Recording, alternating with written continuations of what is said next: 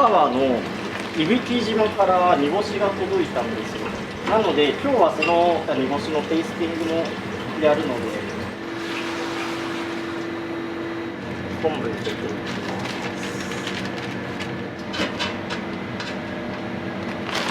す。低温調理器ですね。昆布は62度で1時間20分煮出していきます。トレーニングするんですか？週7ですかね。昼も行くんで10回ぐらいですかね。トレーニーですね。はい、そうやっぱ食べるのが仕事なんで、はい、どうしても太ったりとかあるんで、せめて夏くらいは痩せようかなっていう。なんでまた夏終わったら今度は油そばの、試作とか、あと肉うどんとか、いろいろ食べるんで、また太り出すんで、毎年こんな感じです。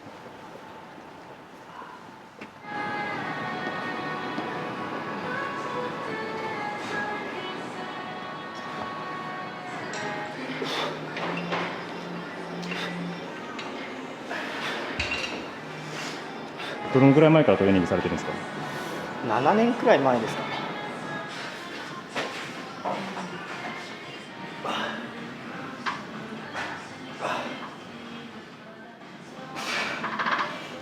全部決まってて。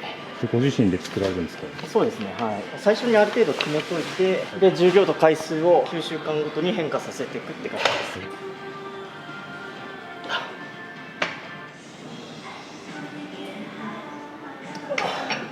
うどん屋さんの経験なんか通じるものありますよね？ないですね。何か役に立つとかはどうですか？役に立つことは、でも自分が決めたことをしっかりやるというところですかね。じゃ結構精神的な部分が通じ取るというか。そうですね。お店やるには体力が必要なんで、やっぱやっといた方がいいのかなとは思いますね。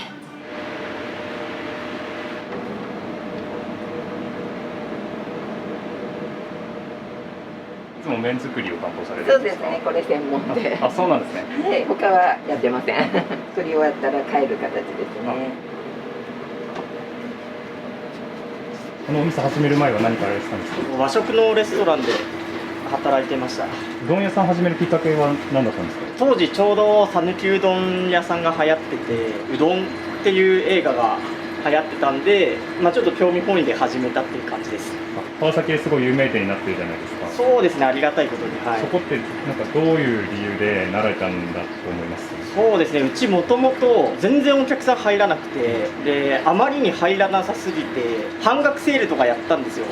それでも全然入らなくて、しまいにはそのランチタイムにカレーライスとか、あと牛丼とか始めて、もちろんそれでお客さんも入らないで、どうすればお客さん来るかって考えた時に、例えば香川の山奥でもお客さん来るところは来るんですよ。なんでもうシンプルにうどんで日本一を目指して頑張ろうってことでやりました。特徴を出すとかじゃなくて、本当に基本を突き詰めていくっていうところですね。塩水作る時とかも前日にこう塩水を作っておかないと塩が均等に混ざらないので、翌日使う分の塩水は今作ってます。これ作る時にこのにがりを入れて滑らかさとかが変わってくるんで、昔の方がうどん美味しかったっていう人いるんですよ。でその昔の塩っていうのは今の塩と違ってその精製度が低いので、じゃあそのマグネシウムとかそのにがりの成分加えた時に実際実験で歯ごたえとかが良くなるっていうデータあるんで、かといっていい塩を使うとすごい高いんですよ。だったらにがりをちょうどいい感じに入れてやろうっていうことでやってます。あとその水もこの中に入れちゃえばいいんですけど、一応こう細かく穴開けて、少しでも均等に優しく混ざるようにしてます。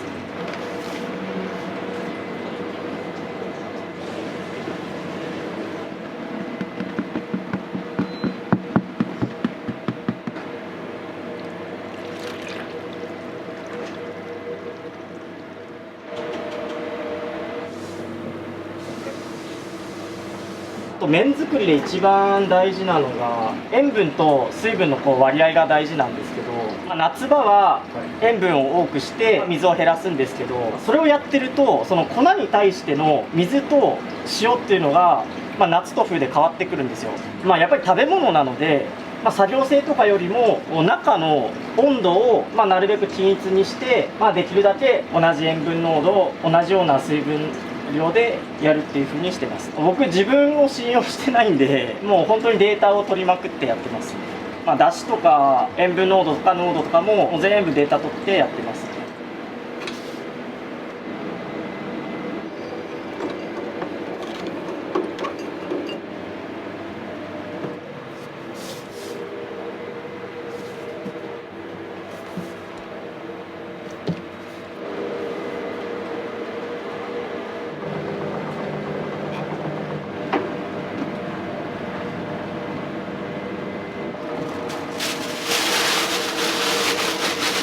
難しいですか？難しいことはないんですけど、毎日同じ分量でやっててもやっぱり違うんですよ。そこがなんか難しいというか面白いというか、生きてるんだなみたいな。昆布は軟水で取れっていうその和食の定番の話があるんですよ。昆布だしを取って沸騰前に引き上げて沸騰直前に鰹節を入れる分にはいいんですけど、本来讃岐うどんって煮干しと昆布を一緒に水に入れるんですよ。うちずっともう10年以上やってたんですけど、そうすると実は煮干しが入ることによって水が硬水に傾くんですよ。そうすると昆布の出汁ができらないんですよ。なんで別々に取ってあげた方が昆布のうまみがしっかり出るっていうのが最近分かったんですよ。分けて取ることによってすごい濃い煮干しだしとすごい濃い昆布だしを合わせるっていう風になるんですよ。でそうした方がなんか味のメリハリが出て、どっちの食材がうまく出てないかっていうのがちゃんと分かるんで、調整しやすいですね。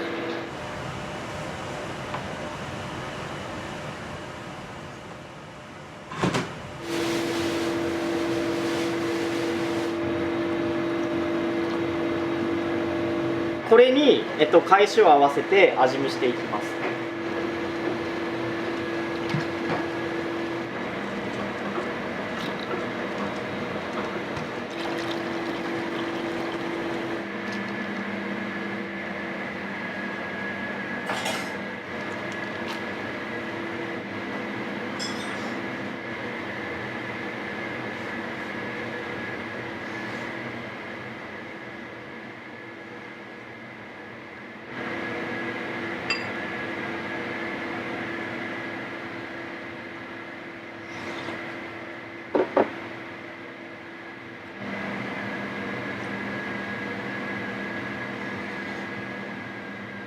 頻繁に変えられるんですか？変わりますね。味を変えられる理由って何かあるんですか？もう全然味が変わっちゃってバランスが取れないっていう感じですね。例えば、僕一番好きなのが煮干しの大きいやつと昆布だけで取る出汁が一番好きなんですよ。それでやってしまうと、例えば昆布が悪い時、煮干しが微妙な時にもう成り立たないんですよ。例えば煮干しがえぐみがあるとか渋いとかだともう使えないんですよ。なのでできるだけ食材の数を増やしてバランスを取っていくって感じです。でなんで今回煮干しがすごい良かったんですよ。その伊吹島の煮干しが量が解禁になって新しくいいの入ったんで、なんで今回はいりこが多くなってます。その日その日の最高の味を求めていくってことですか？もうそうですね、まさしく。要はお客さんが例えば家族とか彼女を連れてくるわけですよ。なんでその人に恥かかせられないじゃないですか。なんでもう常にその日のベストを尽くしてますね。じゃないともう怖くて出せないですね。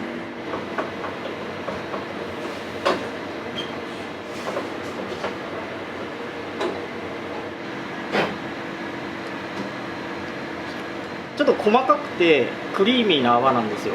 これってそこまでに悪いアクでもなくて、取るんですけど、沸騰直前のアクは絶対に目を離さず取らないといけない。でもアクの出方が結構変わってくるんで、これがサバウルメムロ味ですね。あとメジカですね。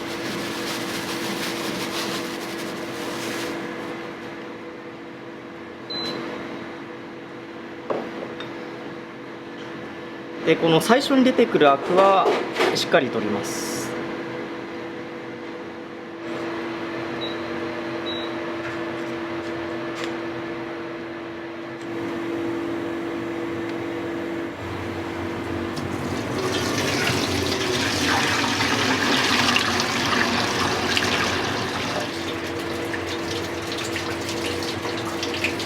完全に味が抜けてますね。バッチリ。これ今サラサラしてるんですよ。とろみないんですよ。これが煮干しのカルシウムと合わさるととろみがつくんですよ。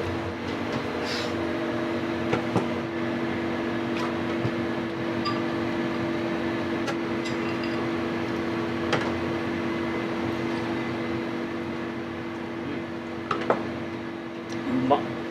なのでこれを入れた瞬間に結構変わりますよ。でそれを完全に冷やしてとろみを固めて取り除きます。このカタクチイワシが小さくていっぱい入るので塩分が濃くなるんですよね。塩を入れなくても塩分濃度が結構上がるんで、今日は塩を入れないでいきます。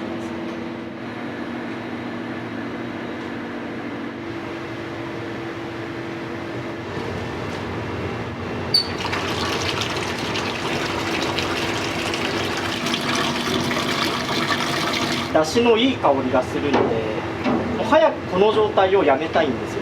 その香りが飛んでっちゃってるってことなんで、こうやった時に泡が残るんですよ。とろみがついてるんで。これが昆布のアルギン酸と煮干しのカルシウムが結合してこうなってま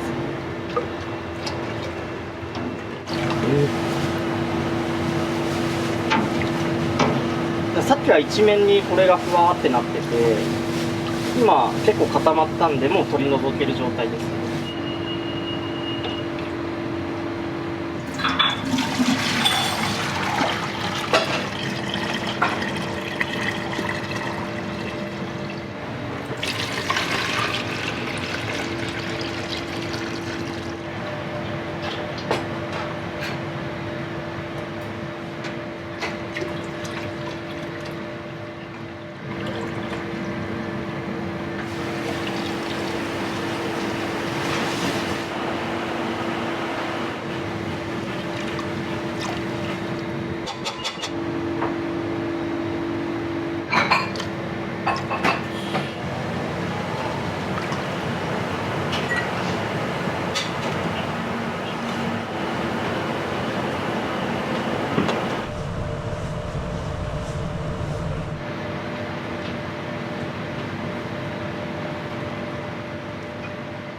奥様と作られたものですか？ありがとうございます。全部自分のものは自分でやってます。やっぱしっかり食べて元気な状態でもうマックスで接客をするっていうのは心がけてます。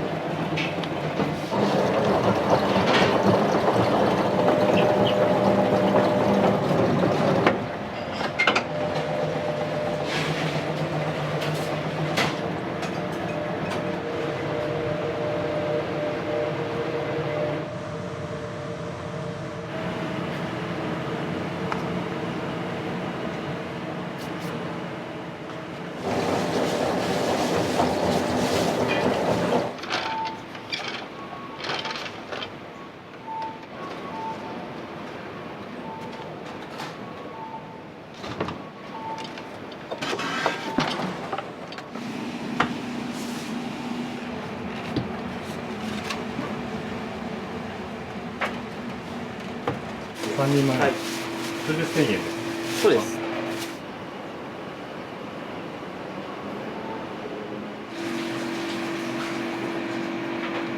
時間も日によって変わるんですね、じゃあ。そうですね。昨日は9分半だったんで、9分半で書いといたんですけど。そうだ、また変わるかもしれない。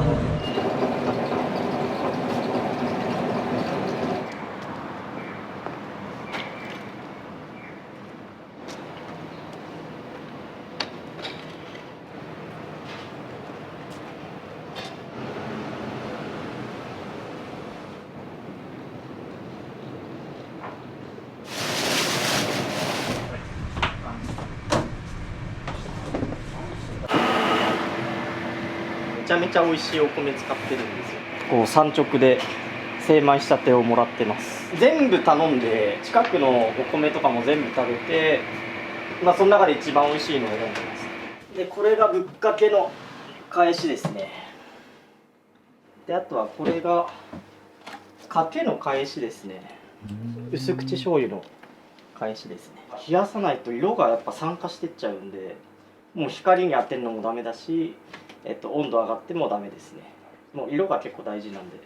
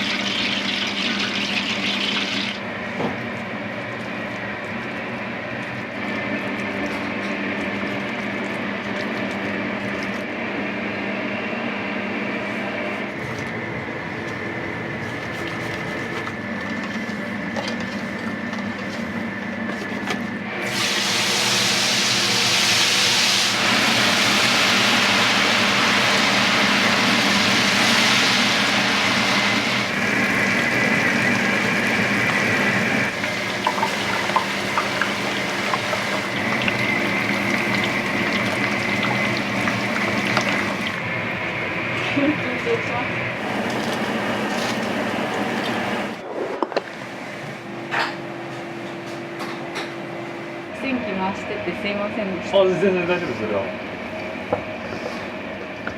一時期お客さん全く来ないってお伺いしたんですけど。そうですね、もう給料が出ないぐらいの時もあって、わーどうしようって。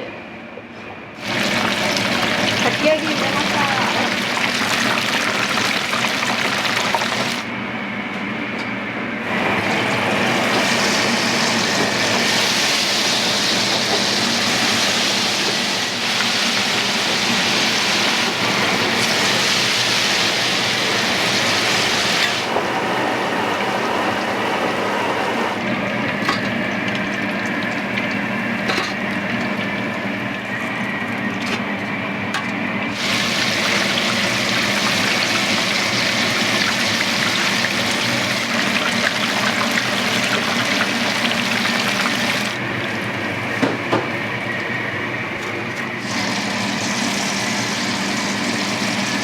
もう舞茸は本当に天ぷらにした時にめちゃめちゃ美味しいので。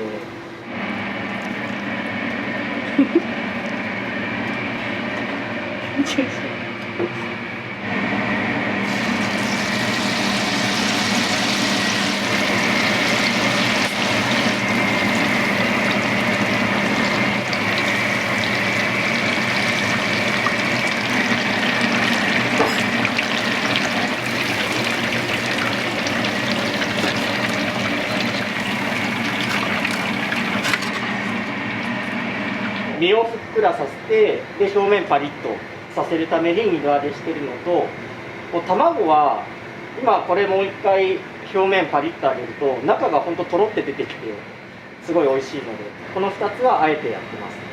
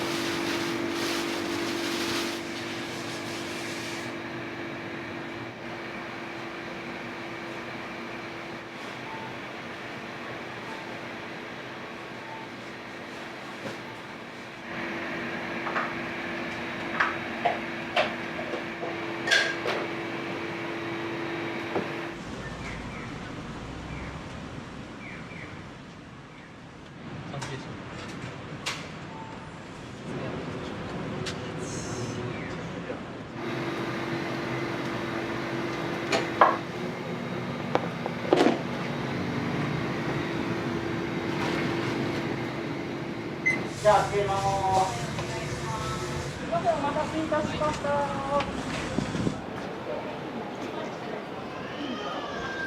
最初の麺が1分です。はい、いらっしゃいませ。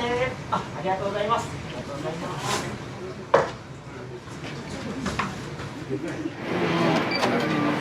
あったかいかけでよろしいでしょうか。かしこまりました。ちくわ1本入れて。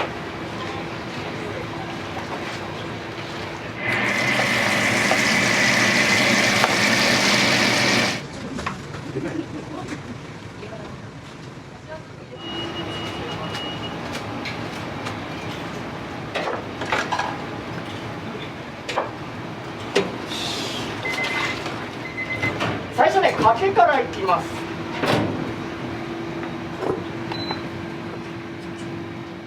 持ち帰り、その後ちくわ1玉束にお願いします。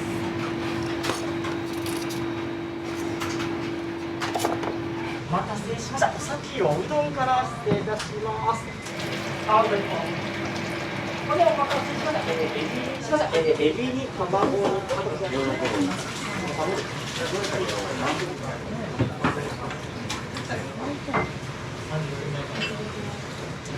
じゃあちくわ天お待たせいたしました。で、ミックスの後エビ天ぶっかけとでしみそば。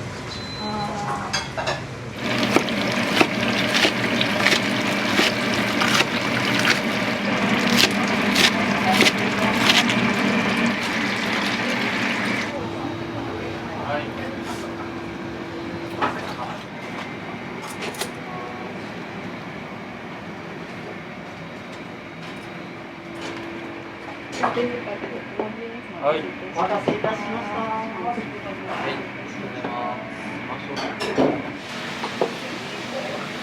どうですお味？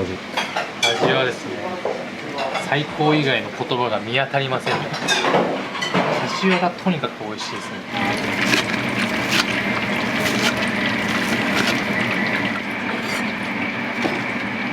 じゃあいいですね。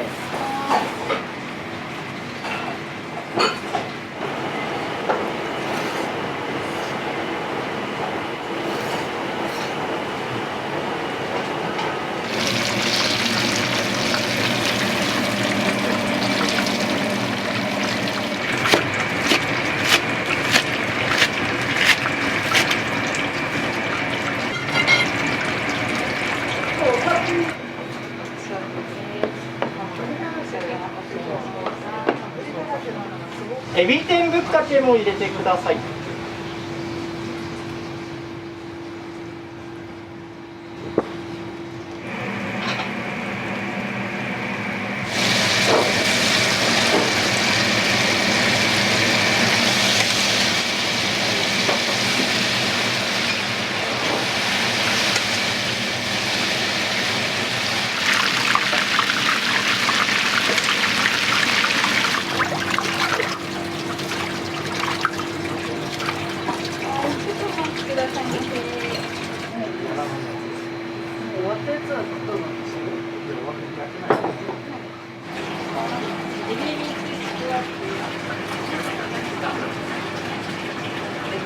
ちらかしわぶっかけとエビ天ぶっかけでございます。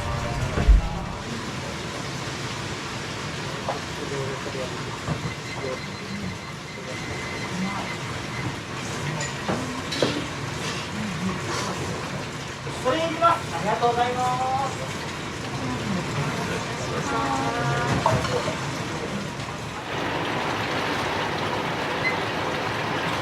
じゃあ、あとかしわとまいたけぶっかけ入れましょう。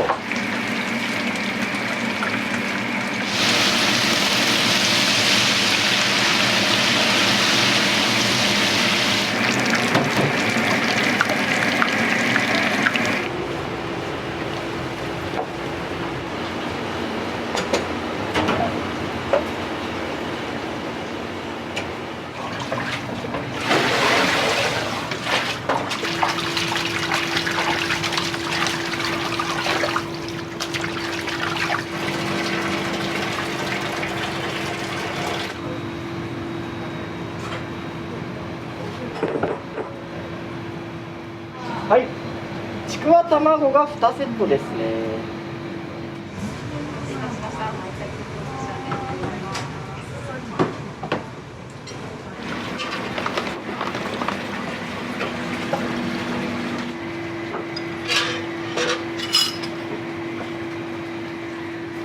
お待たせいたしました。こちらまいたけぶっかけとかしわぶっかけでございます。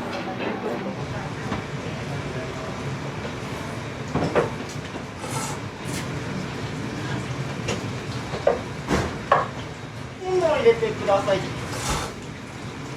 かませです。お待たせいたしました。ぶっかけうどんでございます。こちらもちくわぶっかけのぶっかけお待たせしました。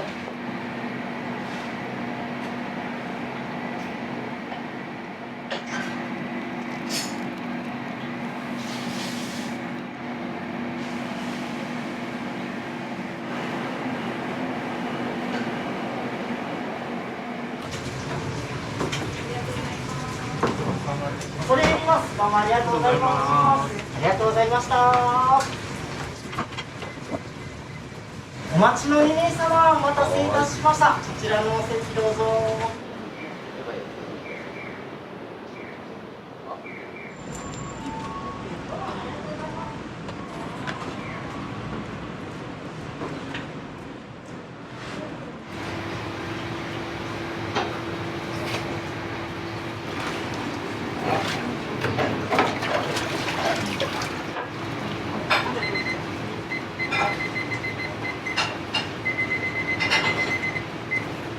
目上がります。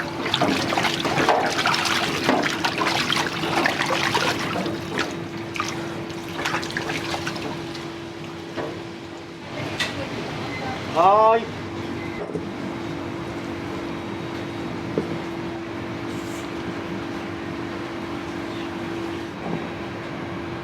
お待たせいたしました。ちくわ天ぶっかけとこちらセットのぶっかけうどんでございます。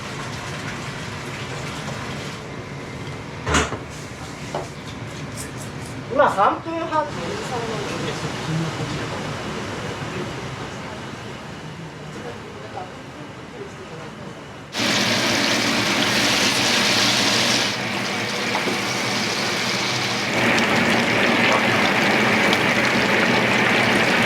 ちくわぶっかけ2ついきます。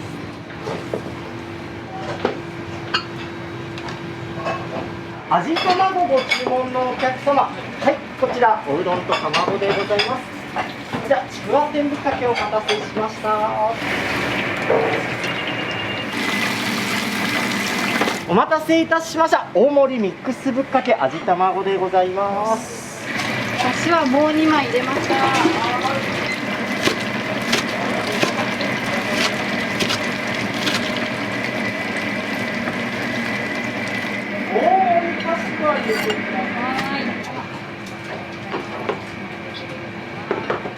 お待たせしました。かしわ天ぶっかけでございます。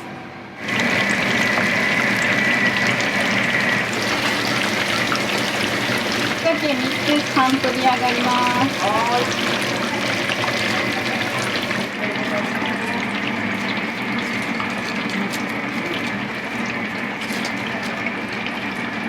お待たせいたしました。舞茸ぶっかけのお客様。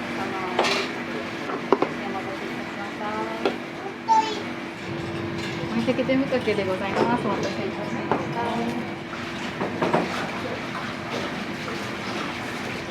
ミックス大盛りかしわ大盛り入れました。ありがとうございます。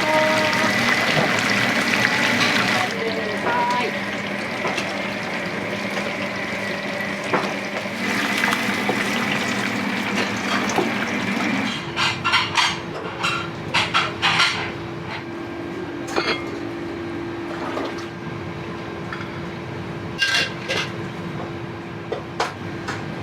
お待たせいたしました。大盛りミックスぶっかけでございます。大盛りのミックスぶっかけでございます。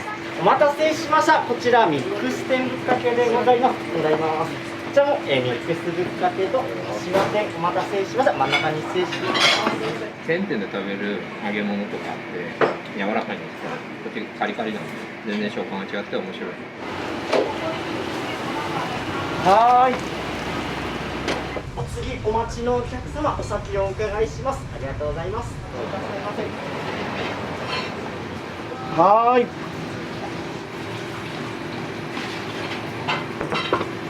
恐れ入ります。どうもありがとうございます。はい、3名様お待たせいたしました。じゃあこちら手前から3セットどうぞ。柏店のお客様。柏店のお客様。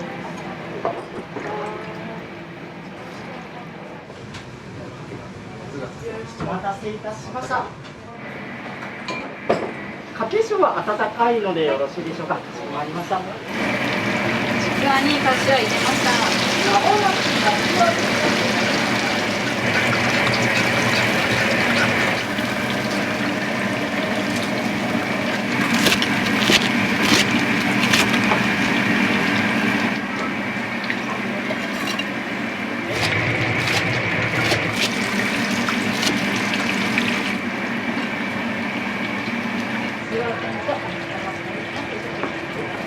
先ご案内で。お待たせいたしました。かけの小でございます。こちらが大盛りでございます。柏天ぶっかけお待たせしました。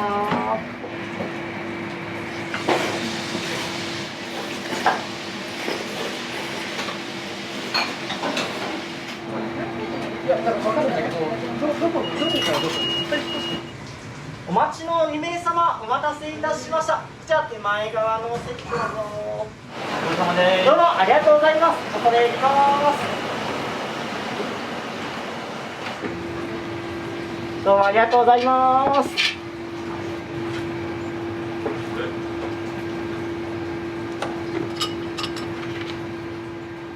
ちくわエビ1、2択様ですね。お待たせいたしました。エビ天ぶっかけのお客様、はい、おうどんから失礼いたします。じゃあお先ちくわぶっかけのぶっかけでございます。こちらちくわ天とエビ天お待たせいたしました。はい、かしこまりました。はい、ナス半取りちくわでヒヤヒヤです。半取りナスご一緒です。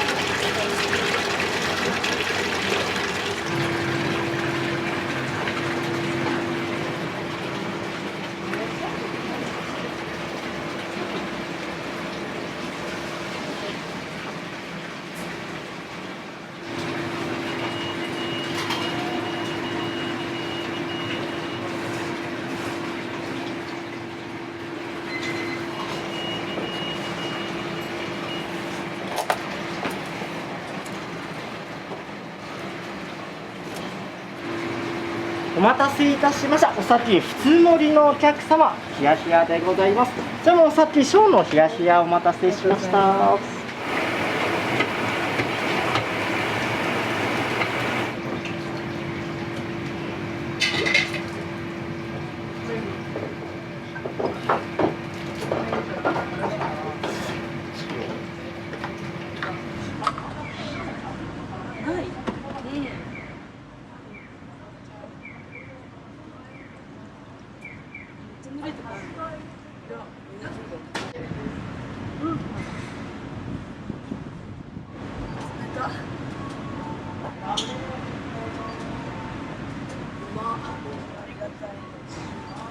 い、柏ぶっかけ大盛り、ナスと味玉天です。お待たせしました。味玉子のお客様。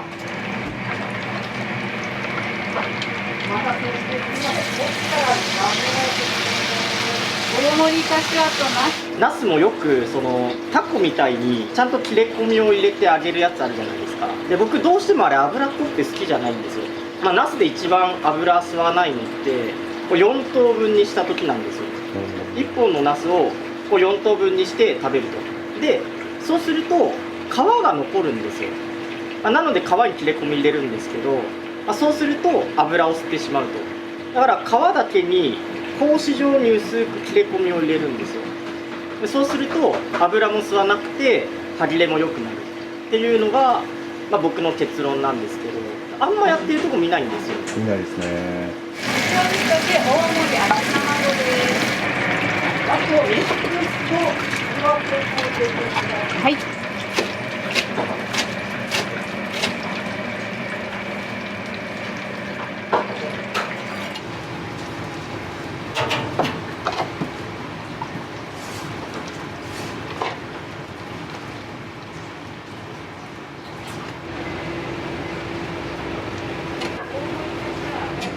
はーい。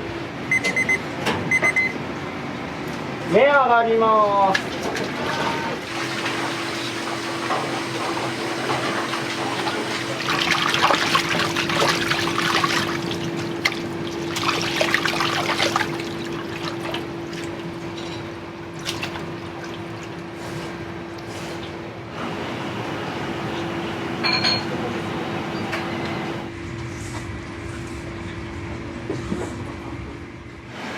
お待たせいたしました。こちらおうどんと味玉子でございます。こちらもぶっかけと卵お待たせしました。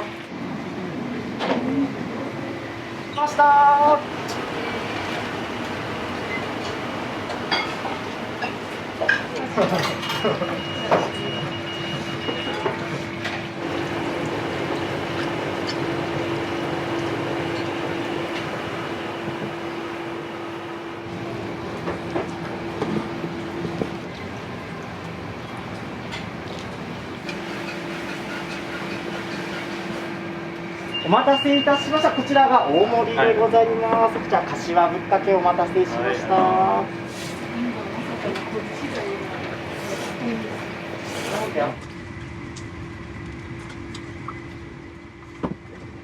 待たせいたしました。ぶっかけでございます。ぶっかけのスープはぶっかけの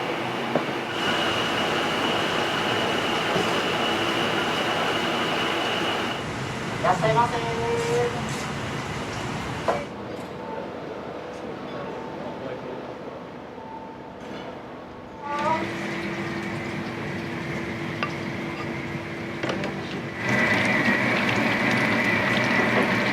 二択様です。はい。 2名様、お先ご注文を。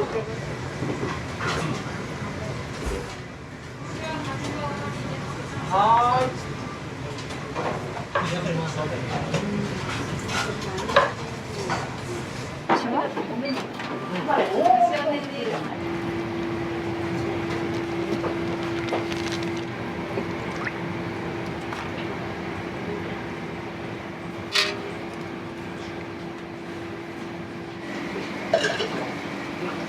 お待たせいたしました。特盛柏ぶっかけでございます。特盛柏ぶっかけでございます。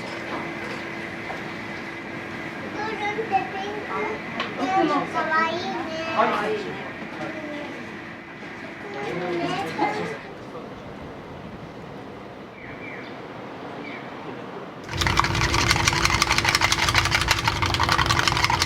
喜作様です。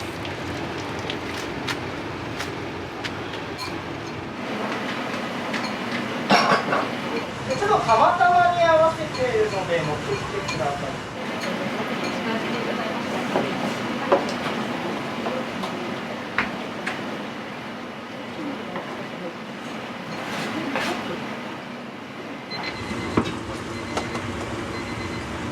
お待たせしました。こちら釜玉でございます。だし醤油でお召し上がりください。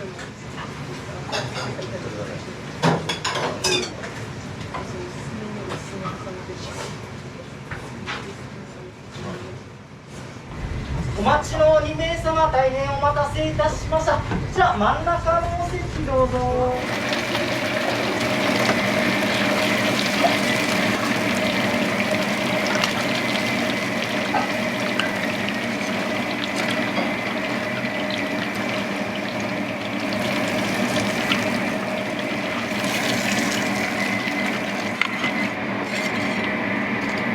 お待ちの2名様、大変お待たせいたしました。こちら真ん中のお席どうぞ。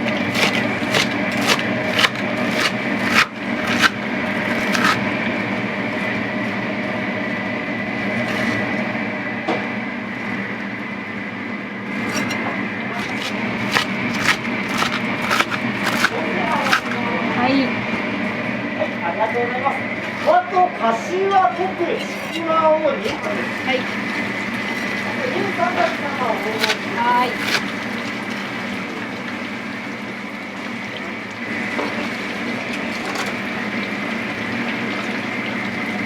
大変お待たせしてすいません。こちらお先特盛りでございます。じゃあ大盛り大変お待たせいたしました。あ、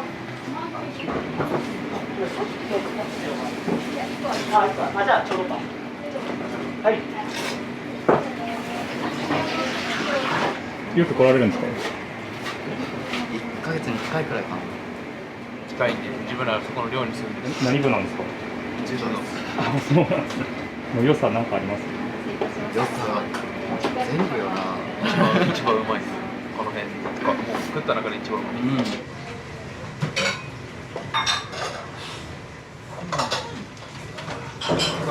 ありがとうございます。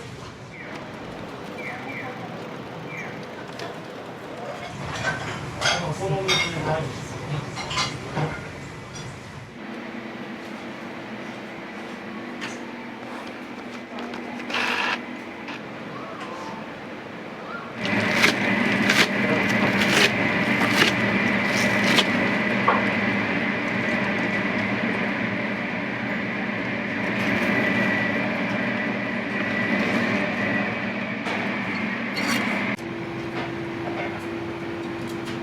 お待たせいたしました。こちら柏天うどんでございます。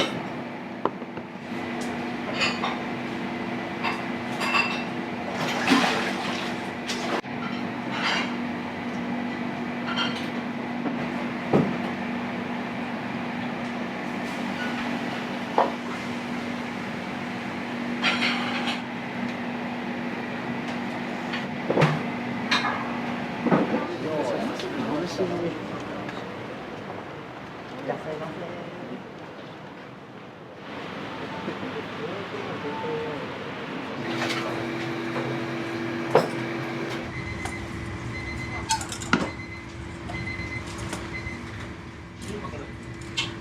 油淋鶏です。はい、どうぞ。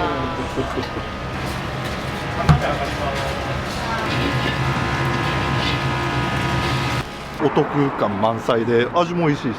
お待たせしました、俵飯です。中に卵入ってます。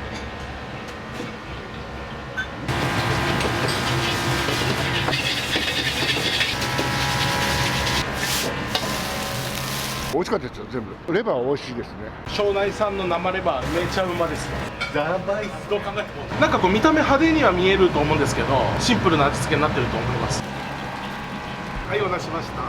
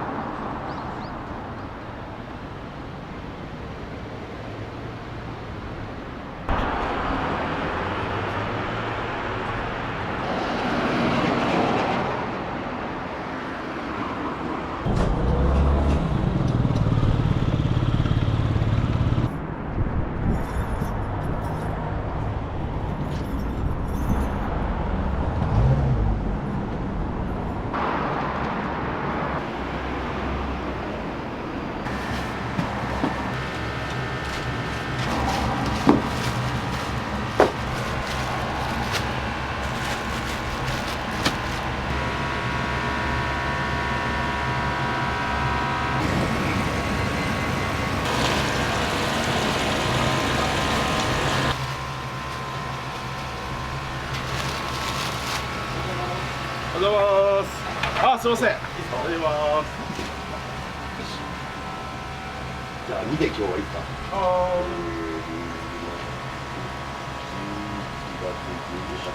ありがとうございます。どうも。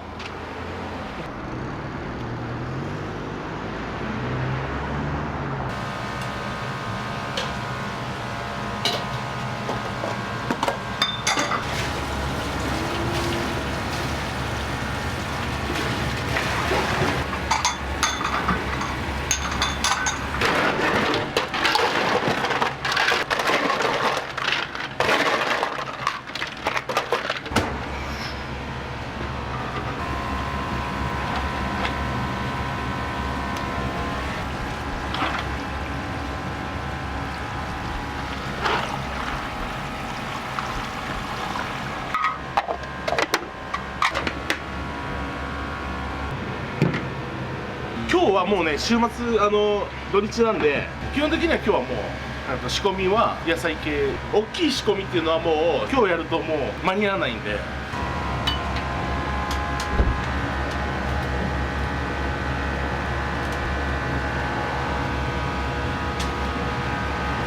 うちオープンした17年前、普通の寮、いわゆるお玉一杯のポコって寮で始めたんですよね。こう目の前東京学芸大学があるんですけど、でそこのアメフト部員が来て「大盛りないんすか?」って言われて、あ、そういえば設定してないと思って、あ、じゃあ50円でいいよって言って3合ぐらい持ってあげたんですよ。そしたらめっちゃ喜んで、ご飯盛るだけでこんな喜んでくれるんだと思って、でそこから波の大中小とか細かく刻んでサイズをいっぱい作ってなんかやってたら、なんか今みたいな、なんかこんなことになっちゃったっていうそんな感じです。一番大きいやつはもう表記してないですよね。僕が持って重くなったら俵盛りって書いてあって、俵盛りだと多分米だけで 3.5 キロとか4キロとかそんな感じになっちゃうと思うんですよね。よいしょ。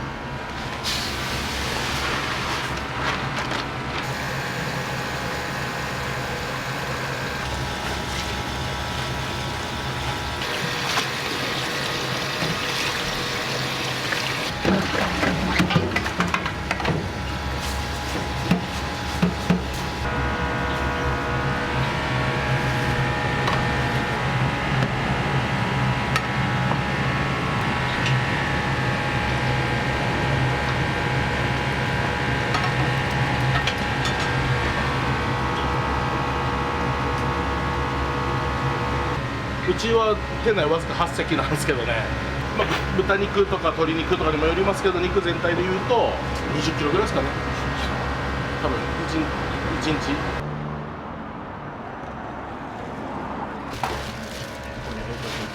ありがとうございます。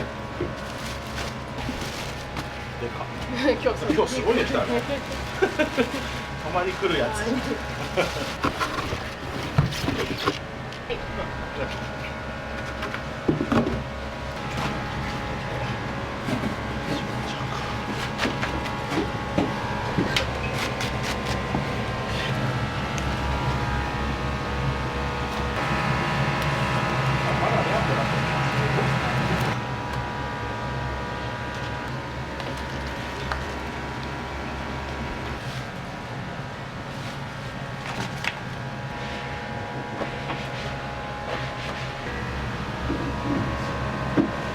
よし、じゃあお願いします。は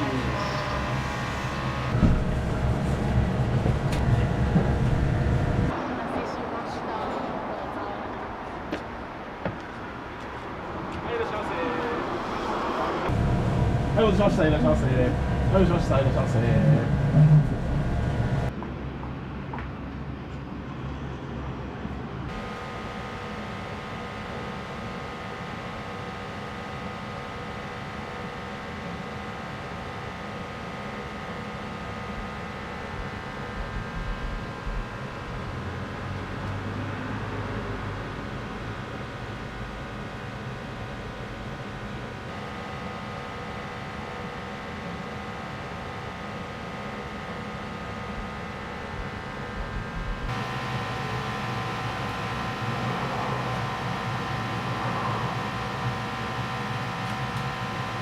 油淋鶏で、波の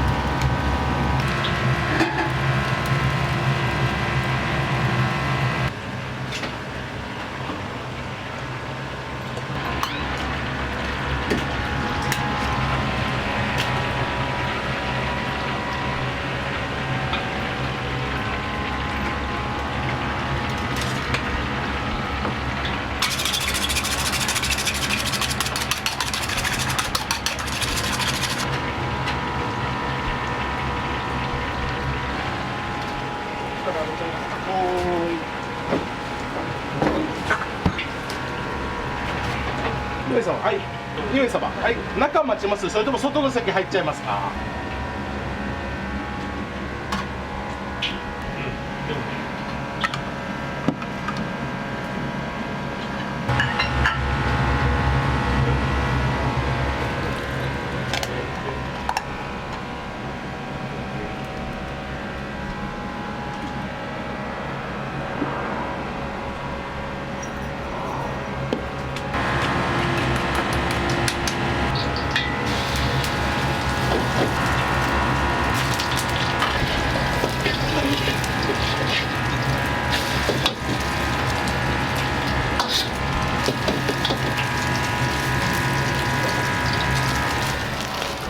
容器すぐもらいます。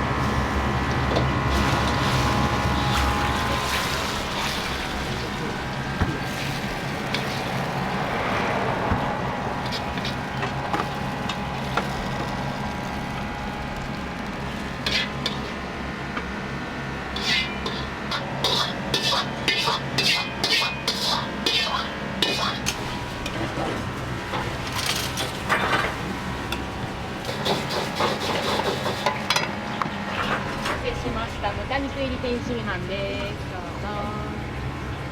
よいしょ。豚肉入り天津飯です。セットのスープこちらに置きます。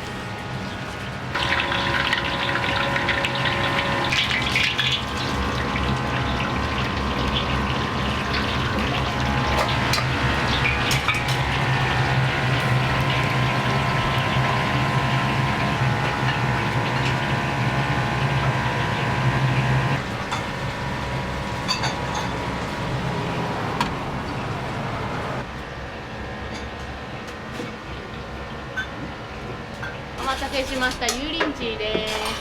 はいどうぞ。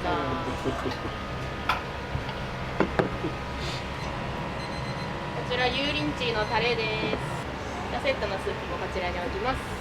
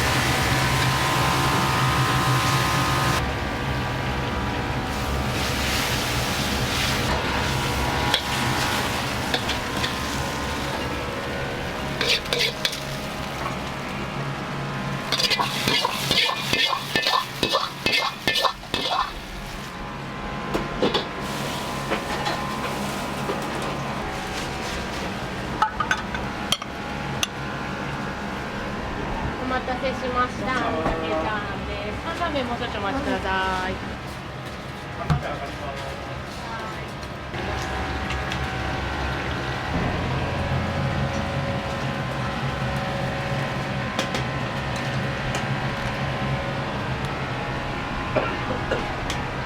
お待たせしました。半ラーメンです。どうぞ。豚ネギ2玉と青焼き。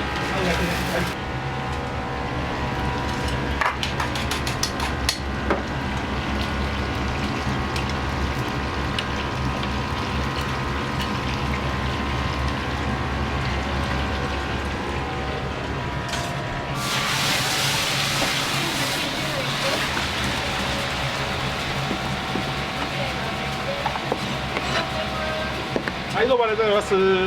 ありがとうございます。ありがとうございます。初めてなんですよ。テレビで見たことあったんだけどなかなか行く機会がなくて、甘酢あんかけの方あっさりしてて、肉はすごい量も多いしお得感満載で味も美味しいし。多かったですけどご飯の量と肉のバランスが良くてペロッと食べれる感じでしたね。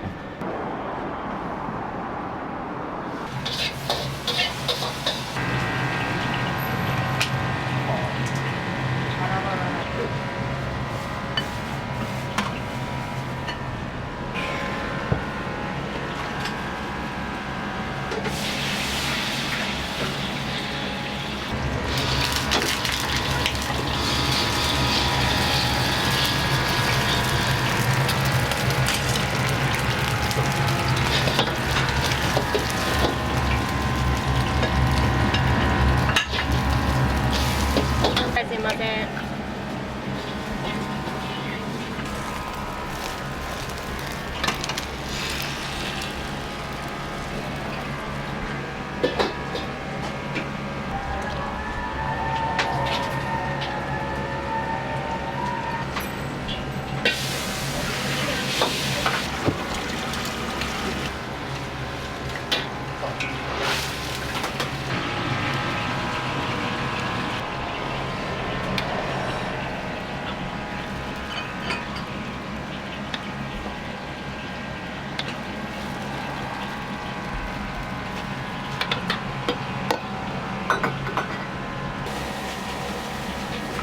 はい。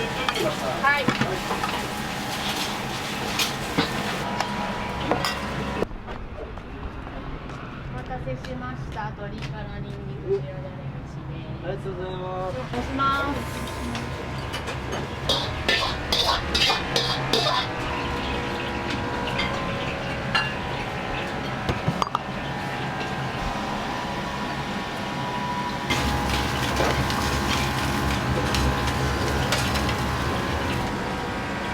いや、盛りだけ。はい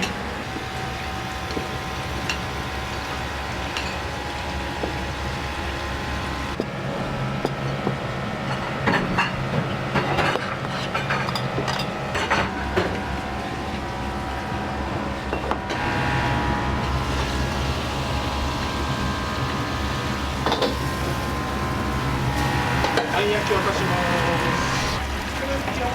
はい、山盛りです。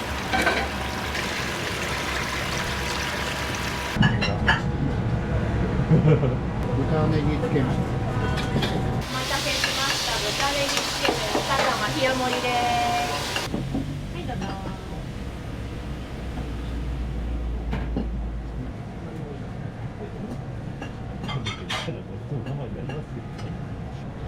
並盛りです。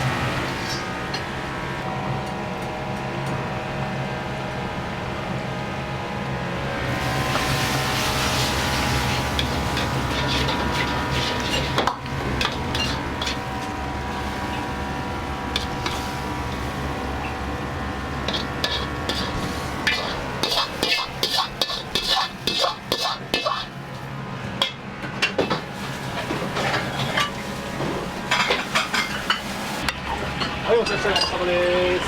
タンメン、半チャーハンです。はい。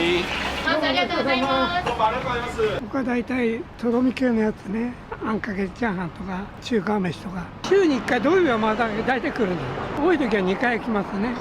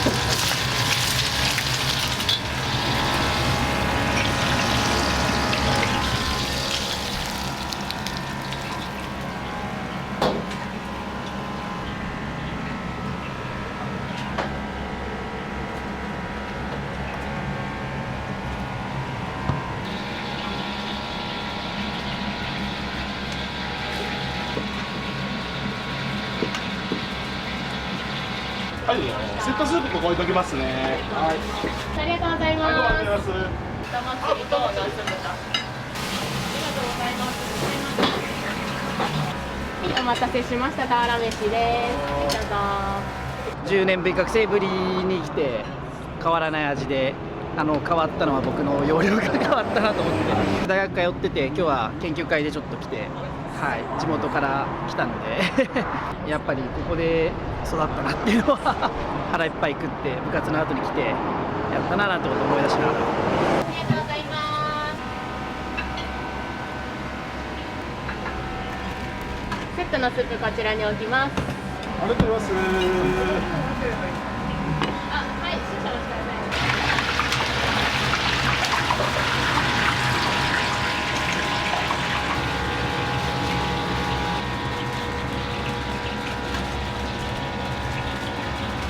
はい、どうもありがとうございます。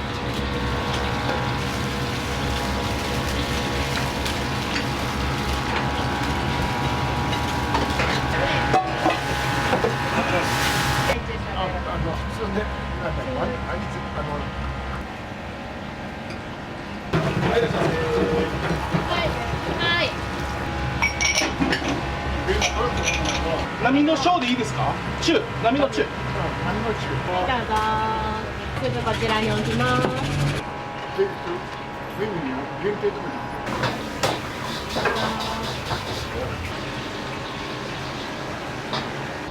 あいつよく言うじゃん。はい。アメフト部。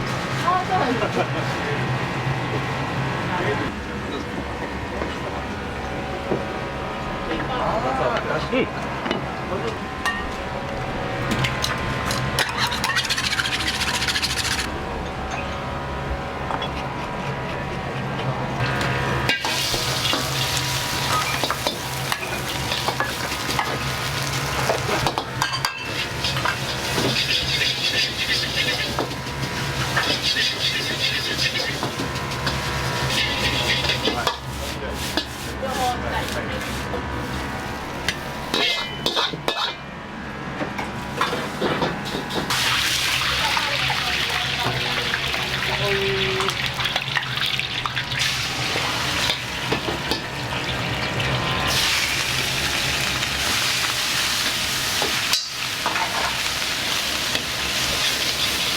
切れます。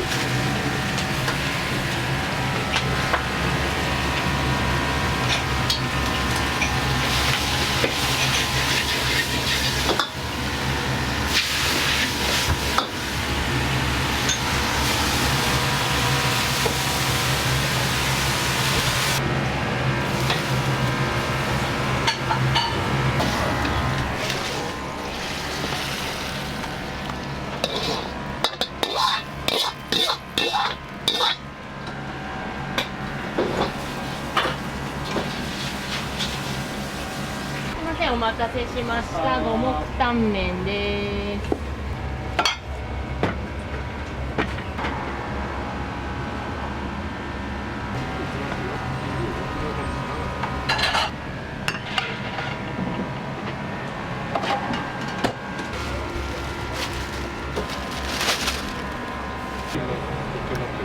これ庄内産の生レバーで一回も冷凍してないやつでめちゃめちゃ新鮮なやつなんでめっちゃうまいっすよ。めちゃうまですね。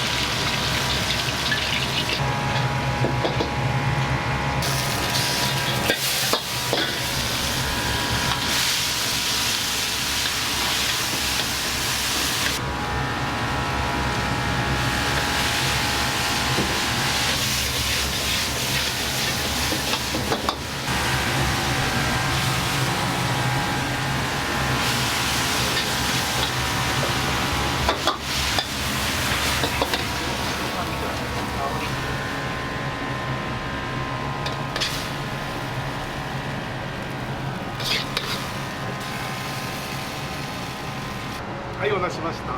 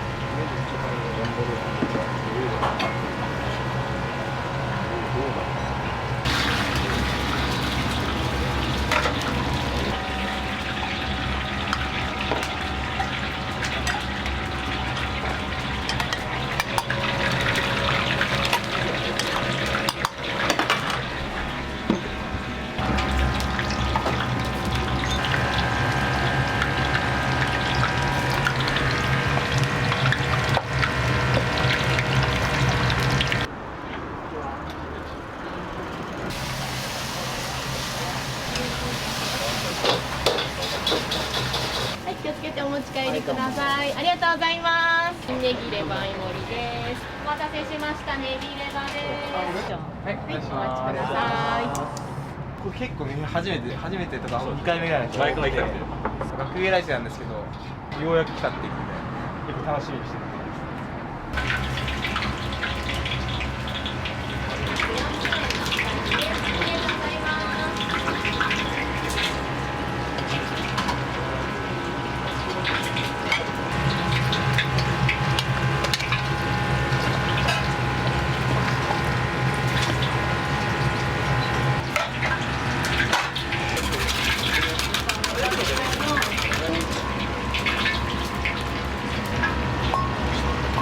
レバニラって普通の方でいいんですよ、スタミナの方じゃなくて。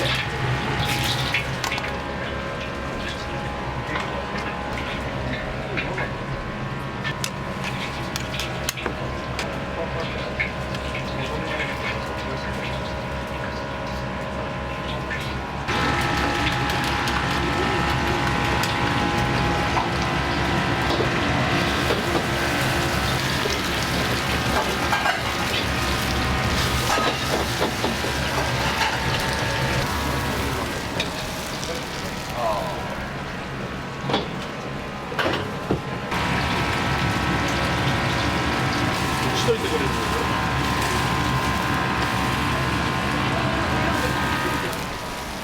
あ、そう、じゃあ誰かが解除しちゃったの。チャーハンで消しといて。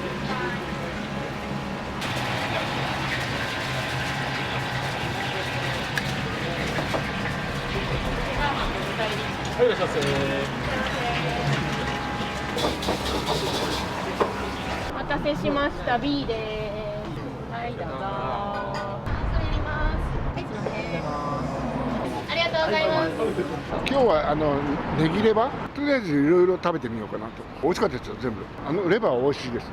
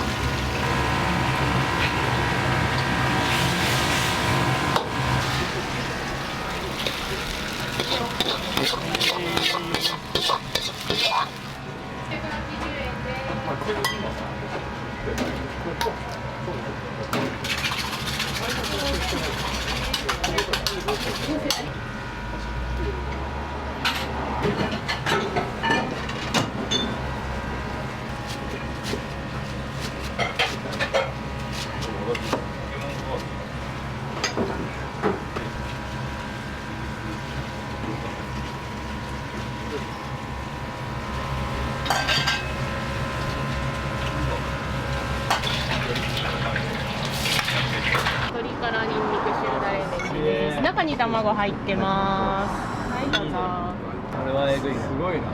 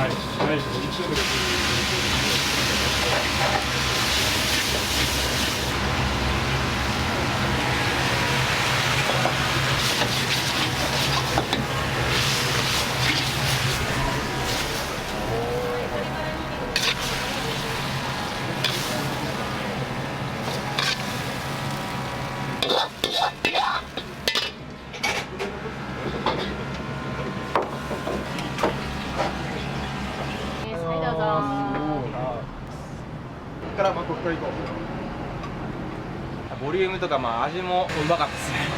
波の中は結構ちょうどいい感じで、次はちょっと波の台とか食べたいなとか。あっちでしょ、あっちでやる。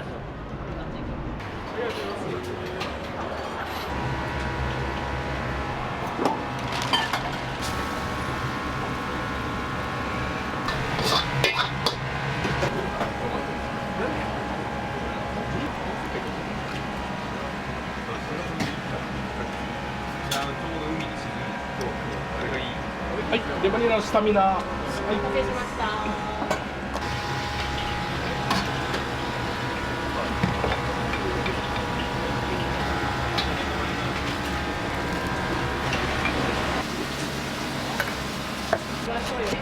はい。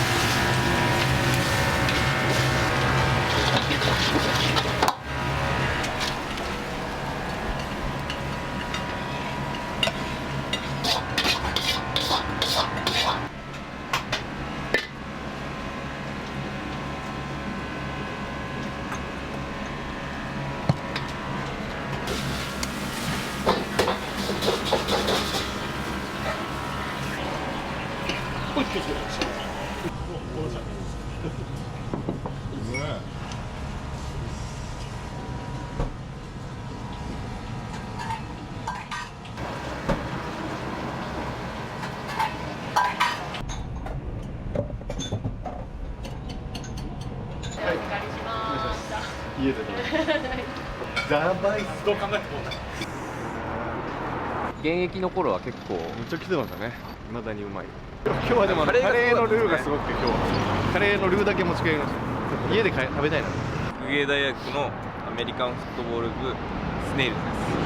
部員大募集。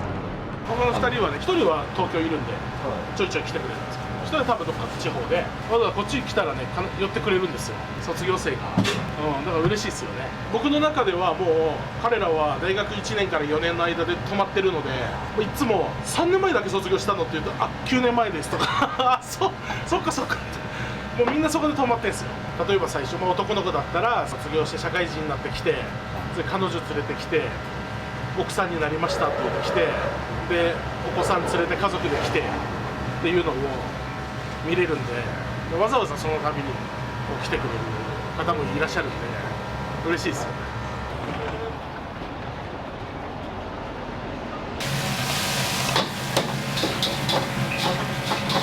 はい、どうぞ。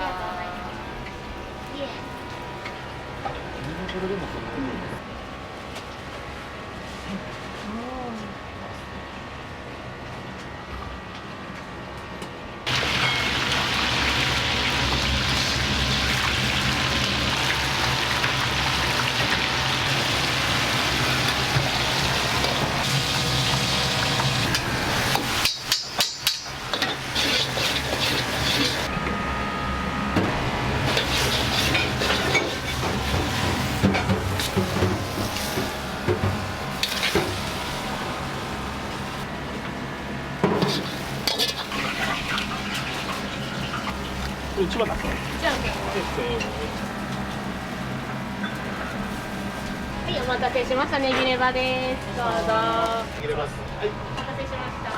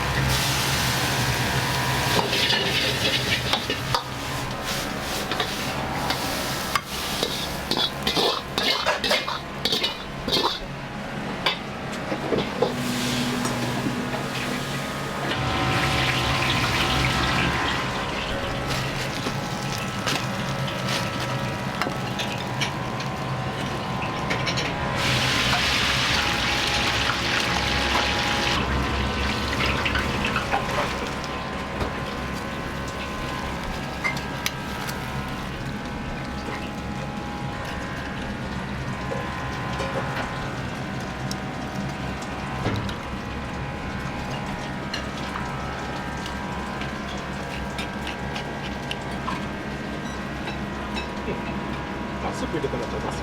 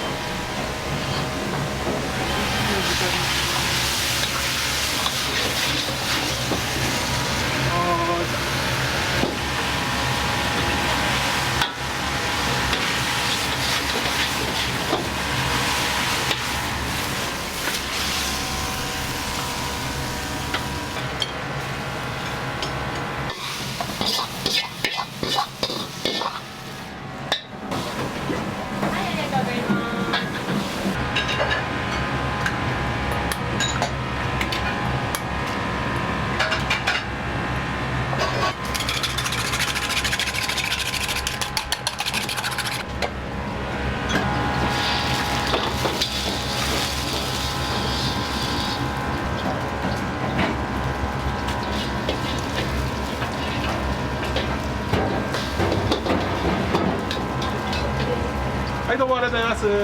どうも。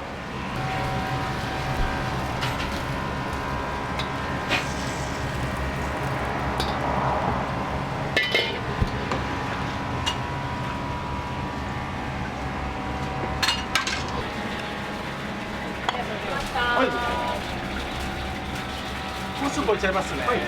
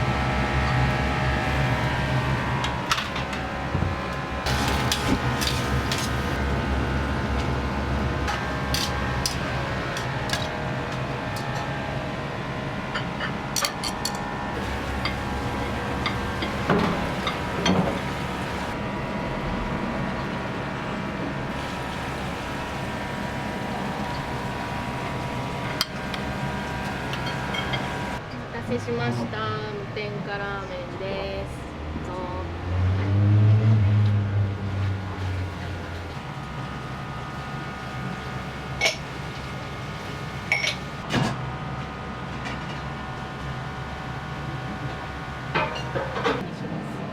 うぞ。冷たいやつ。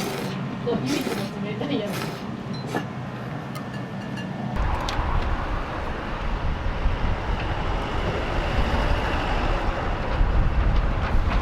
そんなにいっぱいありがとうございます。当たったんですか。すごい。はい、すごい。すごい。馬卵焼き肉味噌飯が好きなんですよね、私も。はい。結構今日も量を食べられてらっしゃる。はい。俵飯さんだから食べられるっていうのは正直あるんですよね。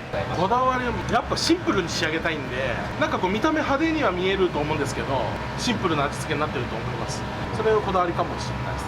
見た目はこんなんでも、なんかこうどこか一箇所味だったり風味だったり何でもいいんですけど、なんかちょっと品がどこかにあればいいかなと思いながら作ってます。はい。ありがとうございます。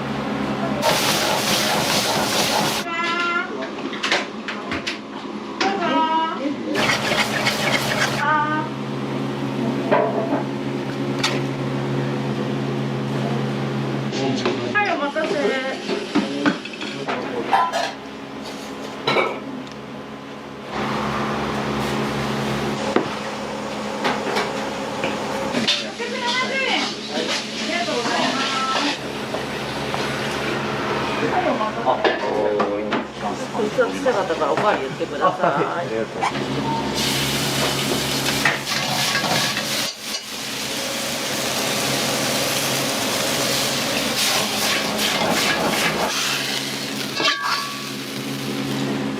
ニラレバです。お待たせしました。このあたり言ってください。どうぞ。ごちそうさまでした。ありがとうございます。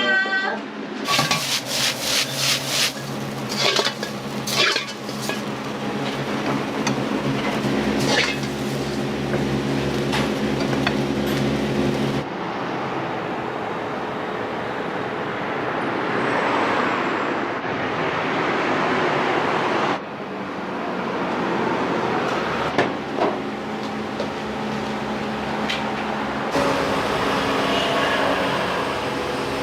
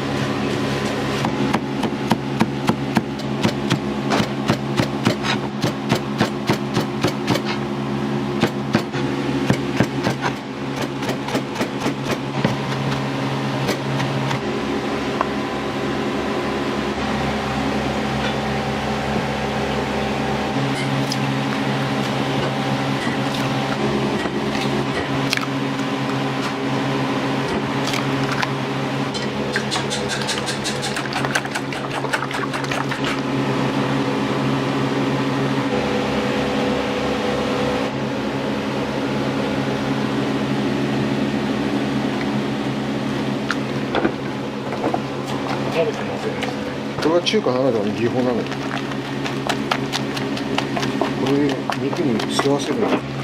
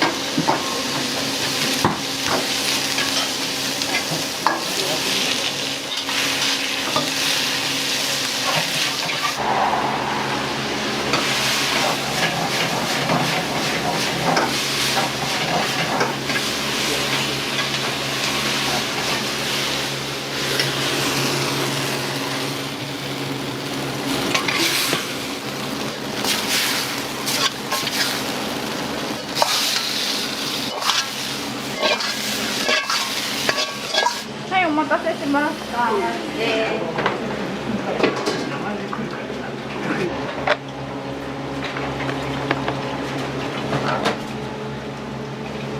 い、お待たせ。バッチ。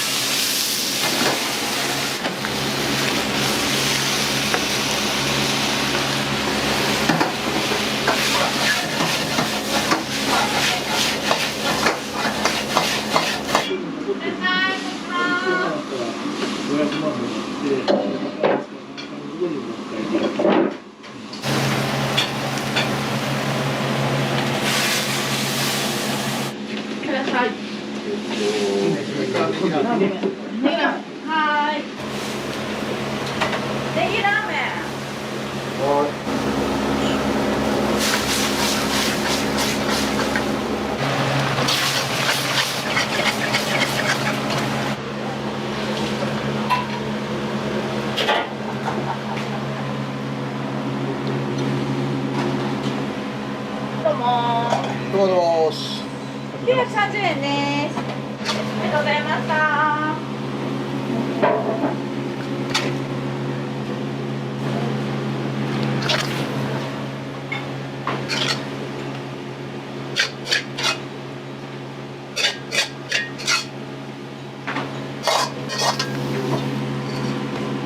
わかる？一番左。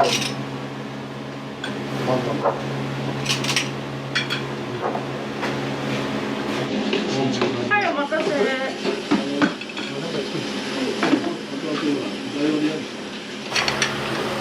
はい、お待たせしました。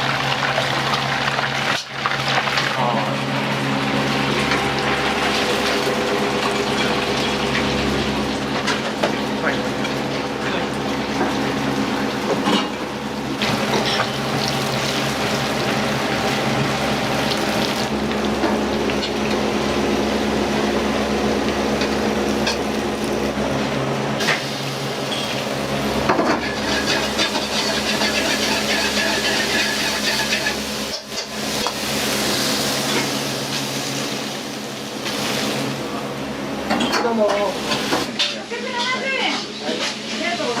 ます。りがとうございます。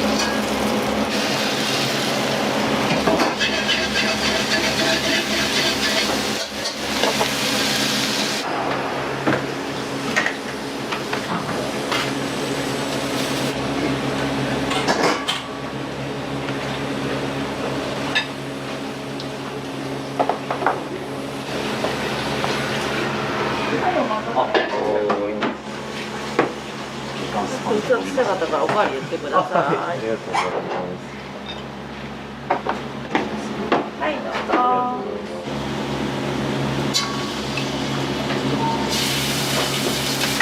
名古屋と今期間限定のこっちあります。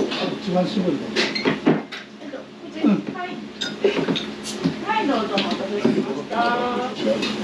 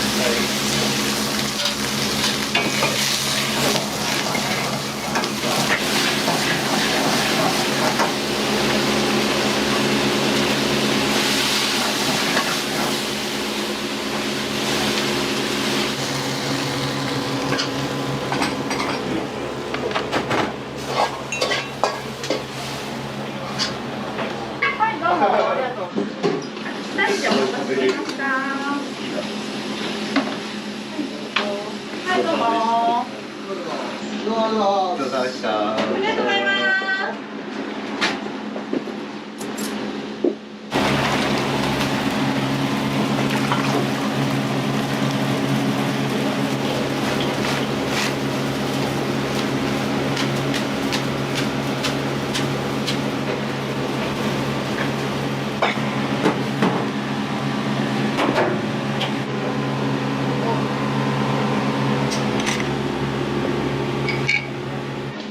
はい、お待たせ。いらっし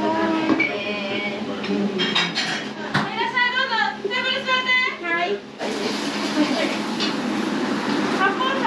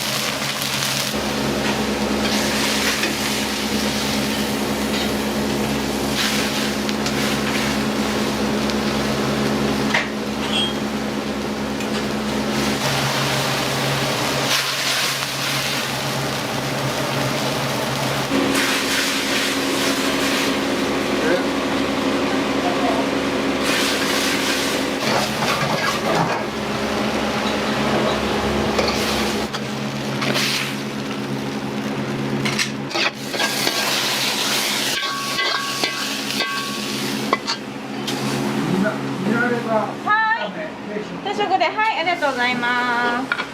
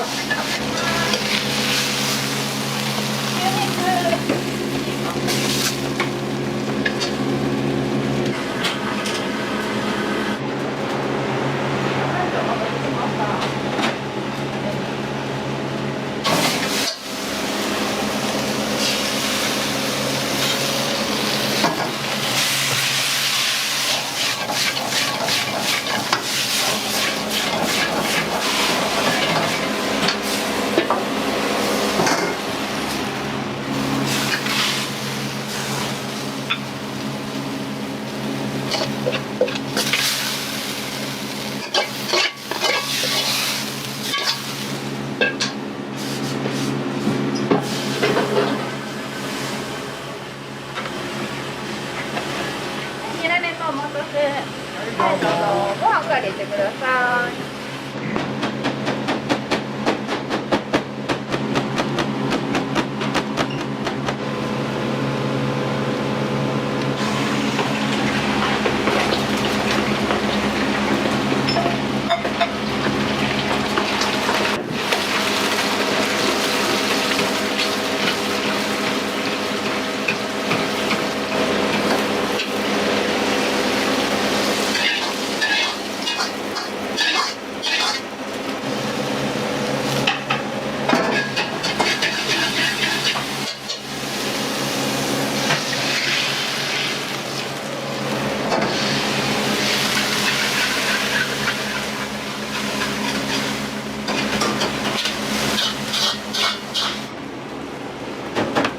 はい、お待たせ。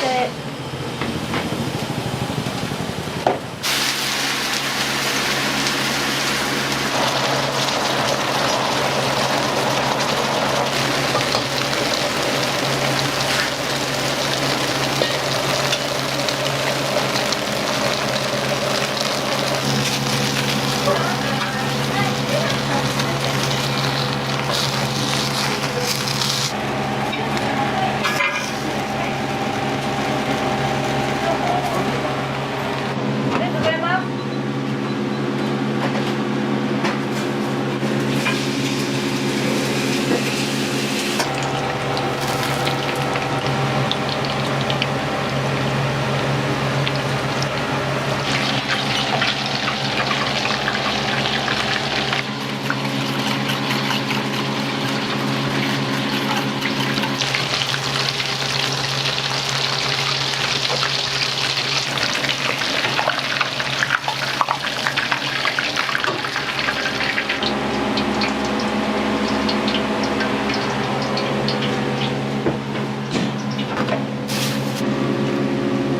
やんなかった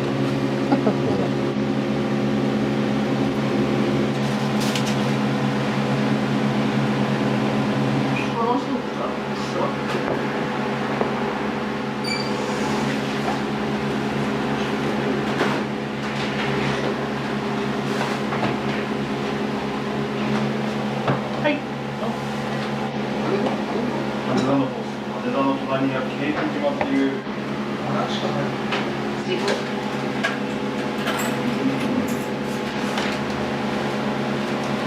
まだあるな。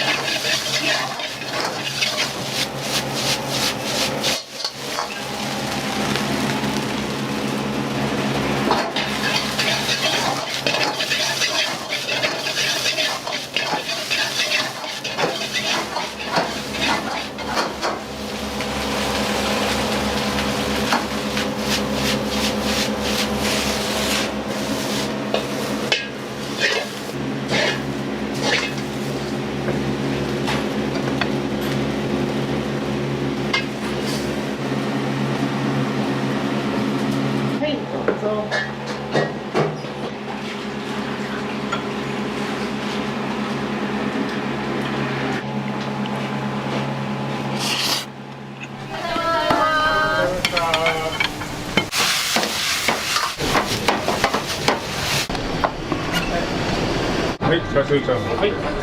今日もありがとうございます。開始になりますのでよろしくお願いします。うまい。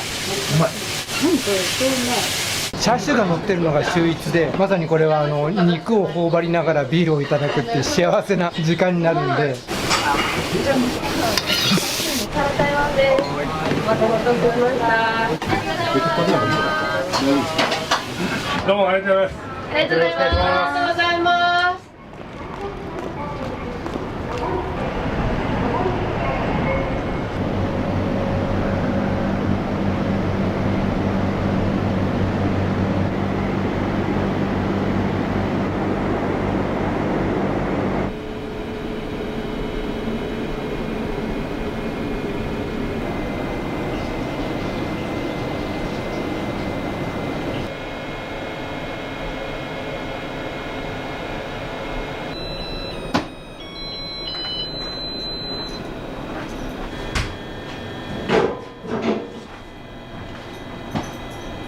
サラ台湾って商標登録なんで、僕の師匠に許しを得てなかったら全部パクリですよ。日本でも有数の町中華の名店、金星餃子、そこの、メインの商品がこのサラ台湾って言ってご縁あって、チャーシューの作り方を教わって、でその後サラ台湾も教えていただいて。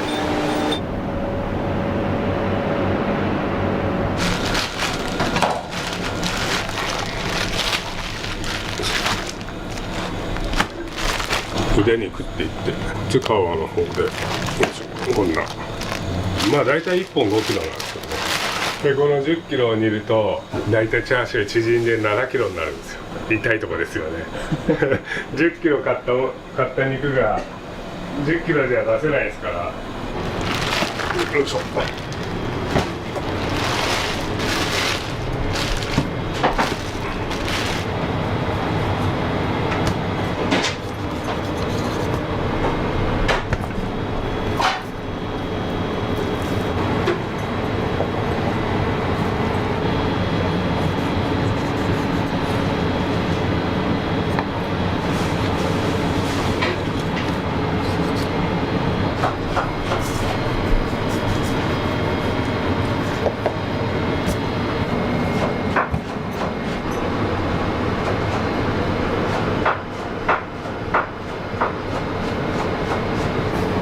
太いところがだいたい2時間煮るところです。これが1時間半煮て、でここは1時間20分。細かいところも分けて煮ればパサつかないし、逆に小さいから味も染みるじゃないですか。時間分けで使えばね美味しくできるからロスにならない。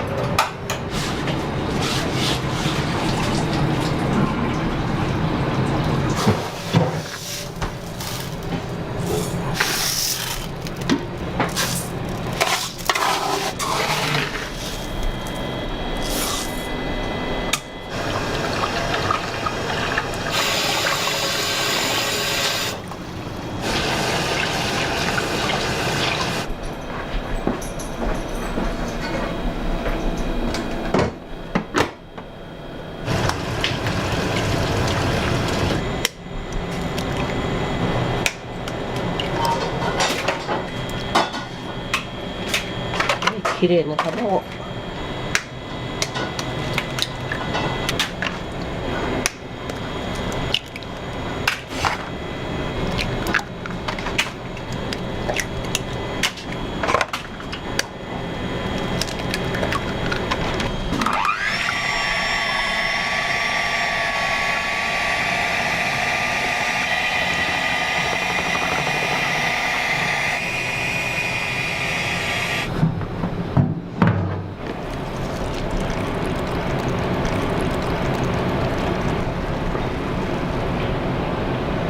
ドンピシャ。よ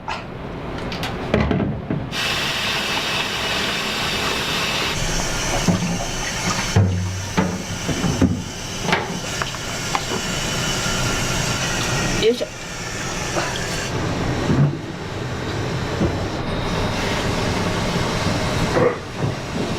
ニラは広く切るでしょ。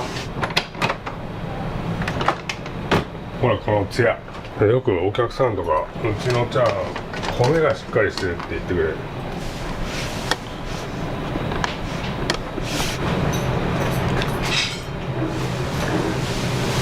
粘りがないからこうさらっとほぐれるじゃないですか、はい、これがいいんですよね。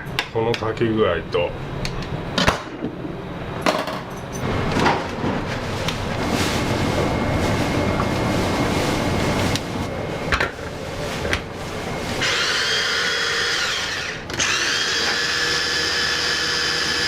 輪っかになってるじゃないですか、はい、あの状態だと噛めないと、ひと手間じゃないですけど細かくなってるんですよね。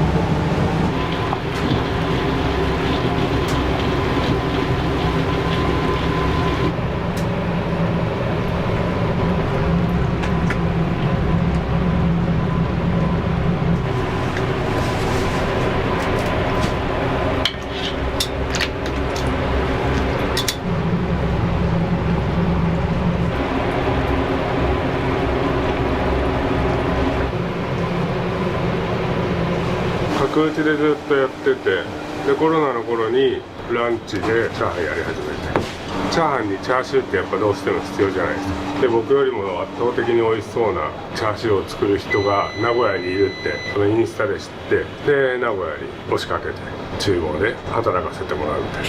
どれぐらいの期間修行されてたんですか？月1ペースで何度も何度も。臨世餃子さんの厨房にいるだけが修行じゃないですから、もう自分とこの厨房で作ってみて、ダメだったら、はい、連絡取って作り始めて3ヶ月ぐらいですかね、まともになってきたのが。行動力がすごいですねまああんな美味しいもんね、そのお客さんに出したいっていうか、やっぱり自分で作れるんだったら作ってみたいじゃないですか。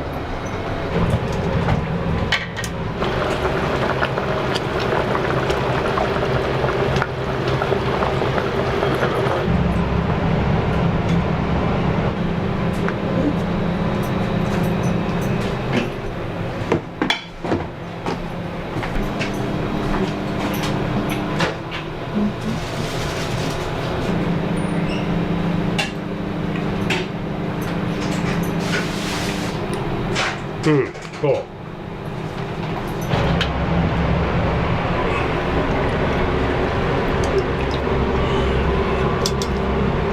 ここさっきほらビロンって切って、うん、タレつけて。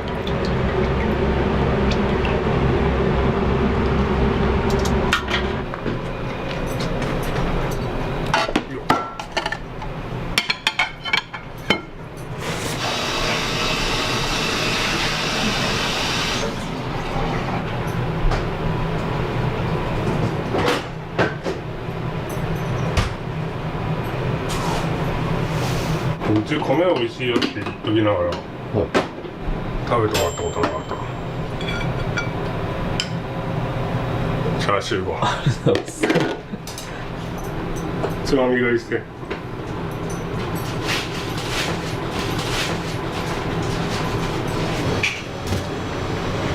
これ今日使うチャーシュー50人前で 2.5 キロって1人前50グラムでやってるんで、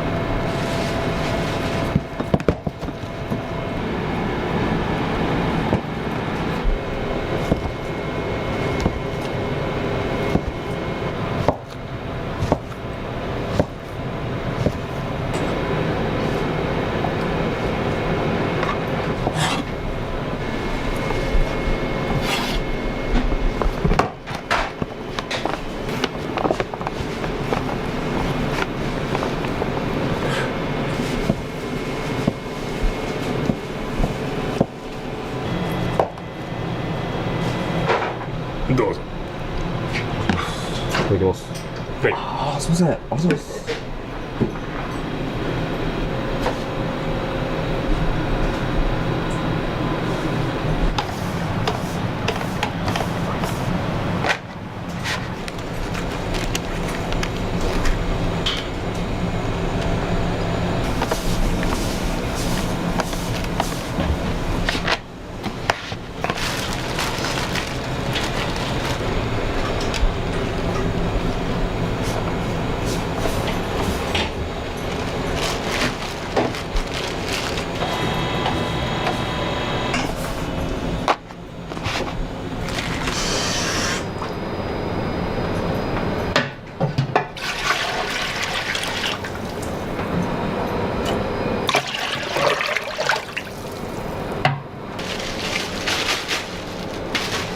ラス昆布なんだけど、お祝いでいただいたやつ、全然味が違う。すげえ味うまいなと思って。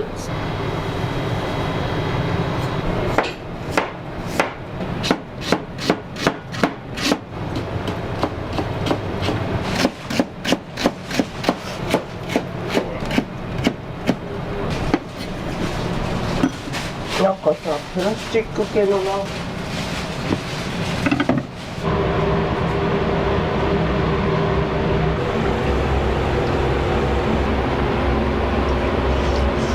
麺とこのタレが名古屋の師匠と違くて、からしさんの麺ってその水分をあんまり吸収しないんですよね。タレの味を濃くしないとあえ麺にならないっていうかで、自分で考えて作って。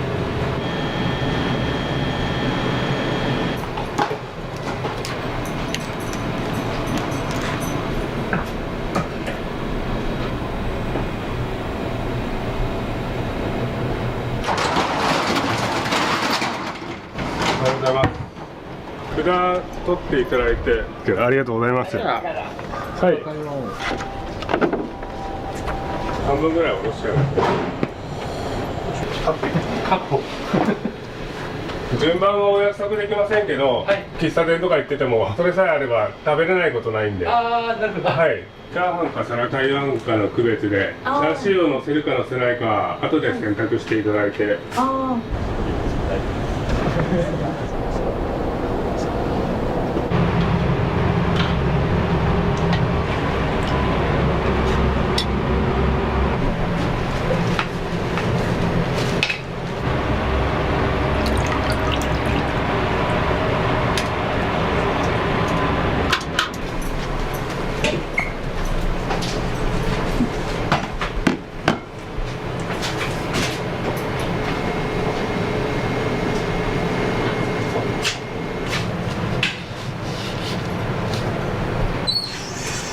ごめん、こっち火止めて。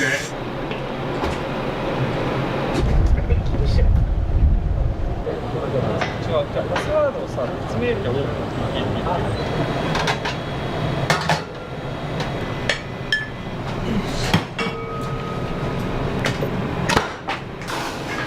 かわいいの動かしちゃうこれね。じゃないかもです。これね。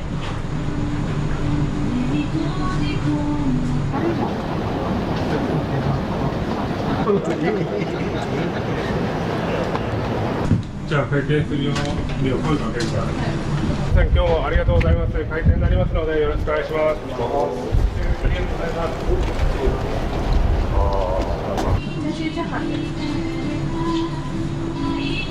あ、ここが一緒。なるほど。ピンが600円になってます。ビールはこちらからアップしてます。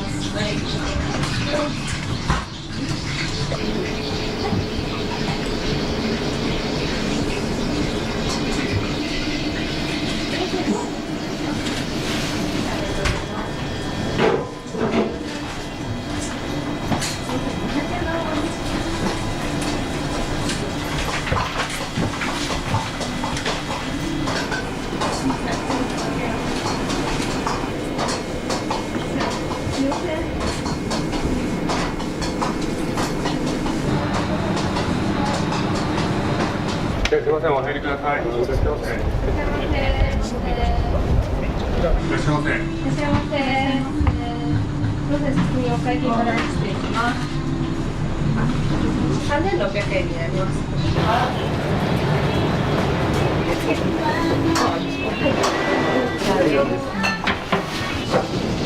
お願いいたします。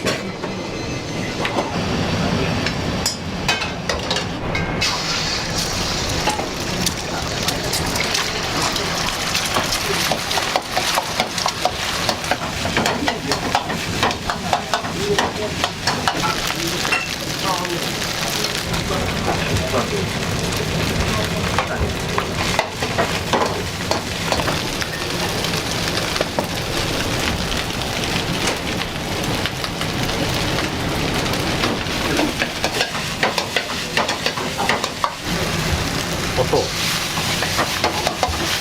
なんかすごい、これ多く感じる。確かに。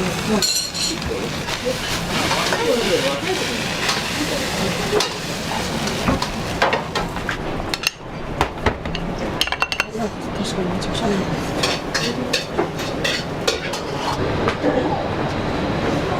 あ、はい、大丈夫です。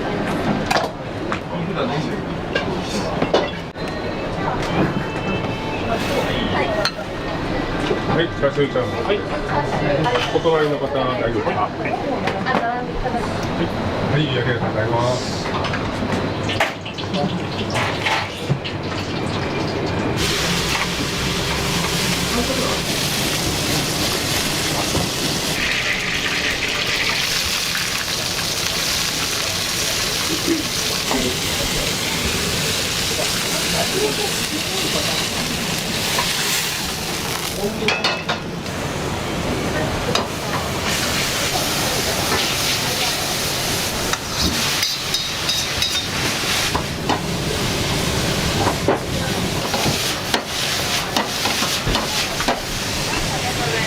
はい。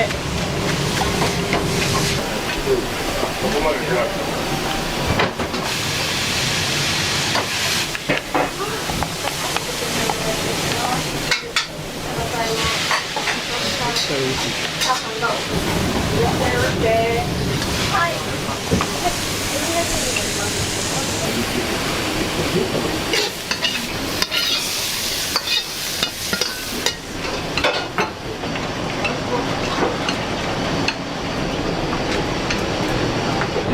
A にお願いします。チャーシューサラダ4です。ありがとうございます。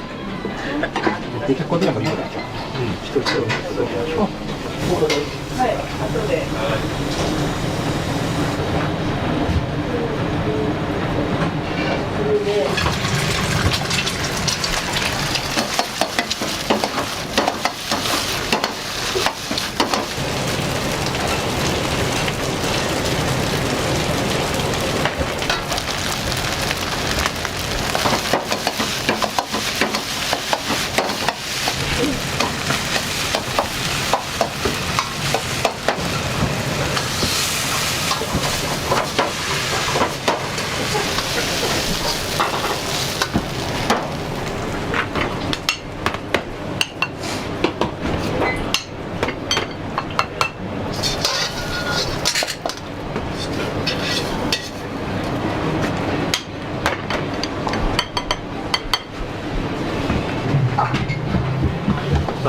どうもありがとうございました。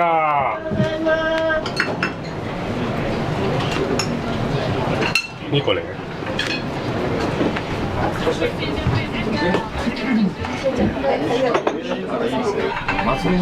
ーチャーハンです。お待たせしました。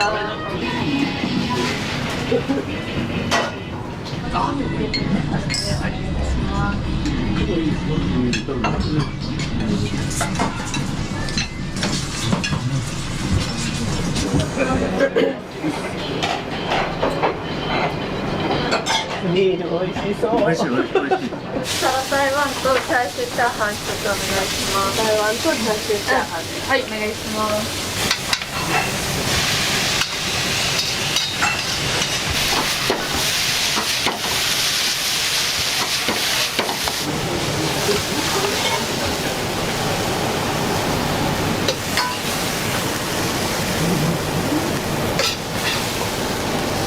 台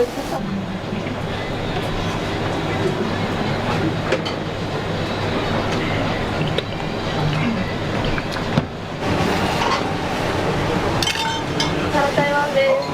またお待たせしました。あ、いいじゃん、こっち残しても、こっち。はい、失礼します。あり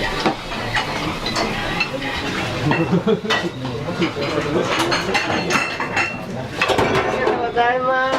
すいません。ありがとうございます。ありがとうございました。ありがとうございます。注文したのはサラ台湾のチャーシューのっけと、チャーハンのチャーシューのっけ。サラ台湾はなんかいい感じにピリ辛でもう美味しい。チャーシューは多分乗っけた方がいいと思う。やみつきになる今日初めてね、はい、テレビでやってたのを見て、で誘って美味しかったです。お腹いっぱいで。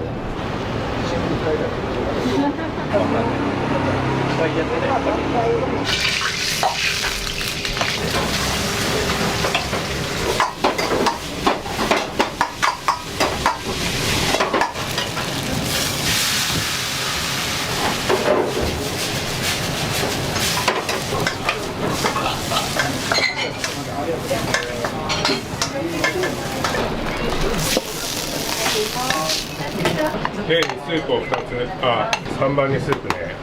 はい。ありがとうございます。どうした。あ、どうもありがとうございます。ありがとうございます。ありがとうございます。もう一つすぐ行きます。はい。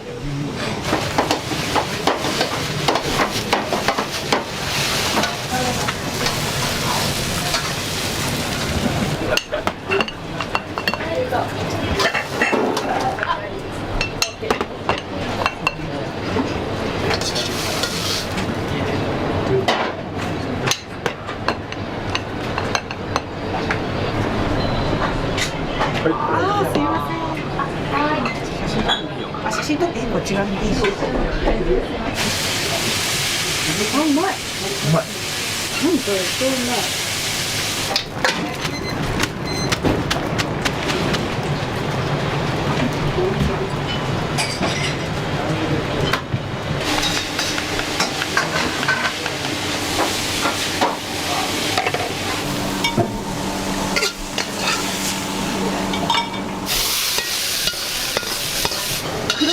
これお願い。うん、お願い。はい、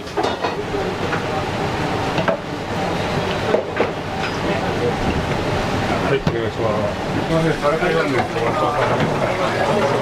大丈夫ですか。3人ぐらいですか。入るよね。3人ぐらいですか。全然入れちゃって大丈夫だよ。寒いから中入れちゃって大丈夫。いいよ、いいよ。うん、楽しそうだったら。はい、サラダイワン。お疲れ様です。やばい。すごい。じゃあうまそう。はい、お一つでよろしいですか。ありがとうございます。あ、すいません。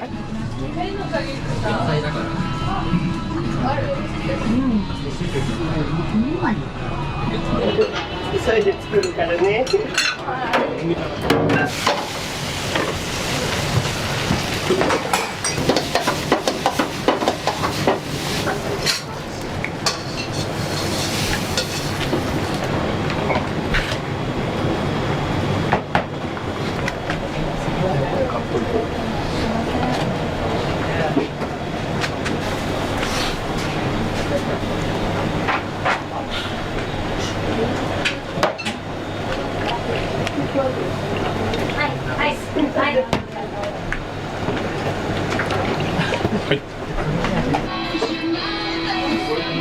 ハムーの頼んだ甲斐があった。美味しかった。美味しいって言ってくれた。かわいい。なんか。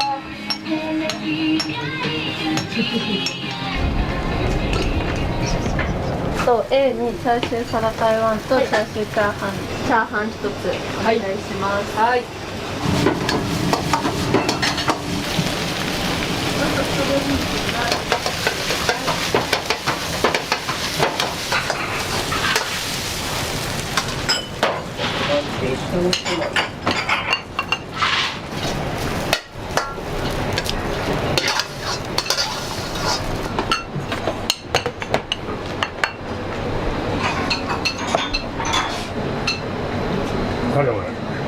これでいいよ。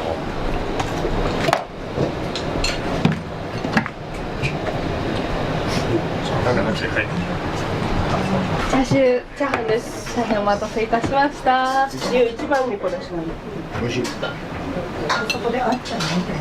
チャーシューチャーハンがお一つとキムチチャーハンがお一つで。この皿にどう食べるの？さすが。ありがとうございます。ありがとうございます。すごいです。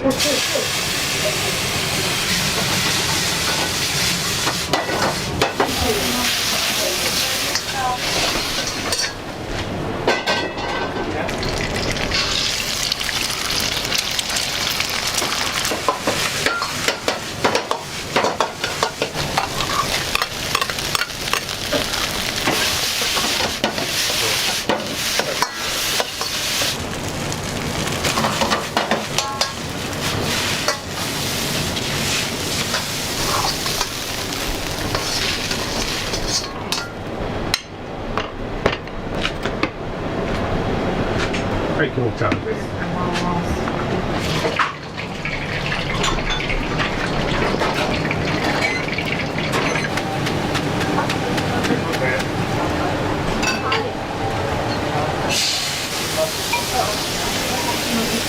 いや、全然ありがとうございます。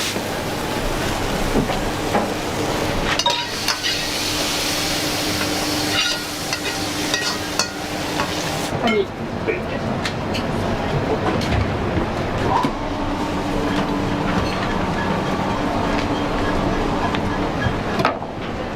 お願いします。はい。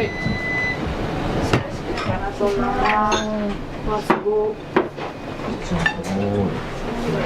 ありがとうございます。ありがとうございました。ありがとうございます。ありがとうございます。しょっちゅう来てます。YouTube とかで見て前からすごい来たくて、そしたら近所に来てくれたからすごい嬉しくて。一番そのおすすめのメニュー。やっぱチャーシューチャーハンですね。はい。めちゃめちゃ美味しいですよね。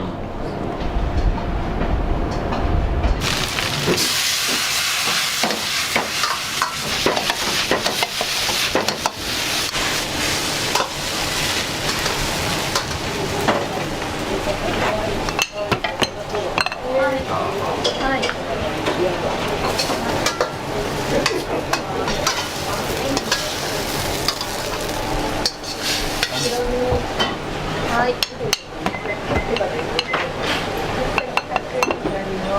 チャーシュー売り切れだから受付終了にして。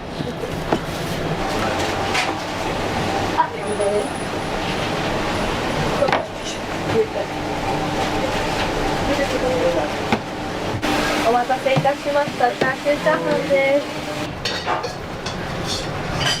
チャーシューチャーハンです。お待たせしました。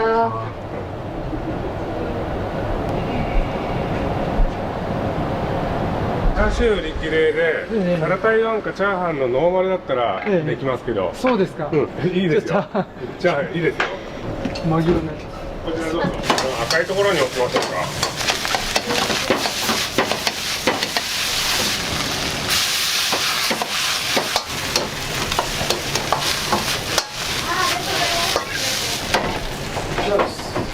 先日ありがとうございます。あ、いや、こちらこそ。どうも。すごいよね。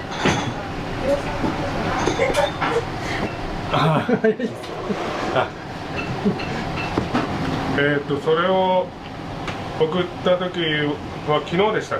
ごめんなさい。あ、いや全然私も起きてますよね。そう。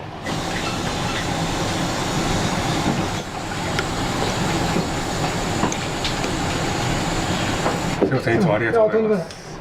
お疲れ様です。ありがとうございます。何回か通ってます。はい。まだ開店前にチャーハン作っていただいて、それがとっても美味しかったんで、私はチャーハンが好きなんですが、チャーシューが乗ってるのが秀逸で、まさにこれは肉を頬張りながらビールをいただくっていう幸せな時間になるんで、今日ちょっと残念ながら売り切れだったんですが、また次回食べたいと思います。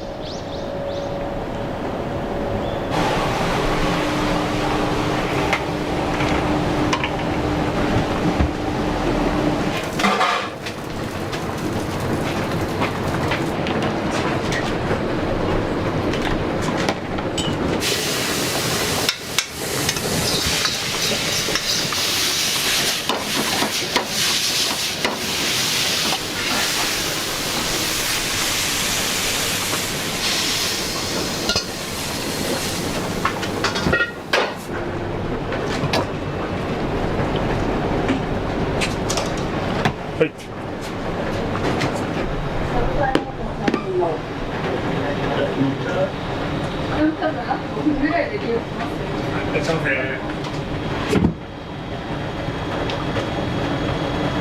空いてるところにこのちゃんがね。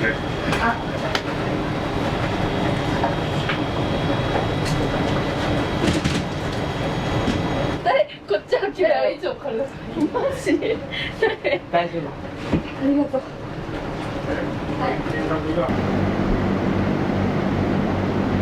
いいでしょ嬉しいんだけどそう言われる怖かった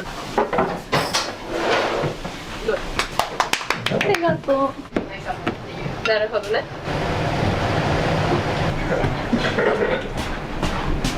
マジでいい匂いするうまっよかったですうまっ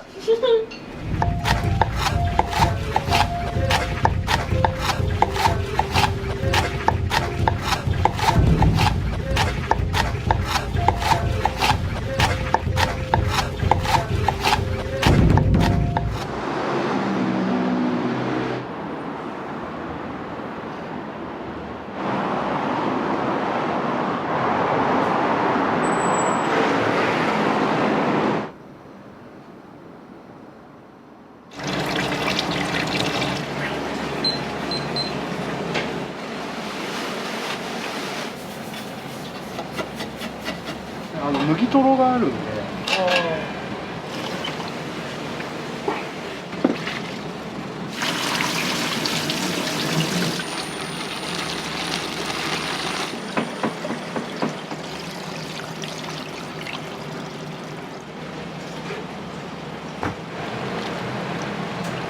10時になると、パートさんとアルバイトさんが来るんで、でそこからこう一気に。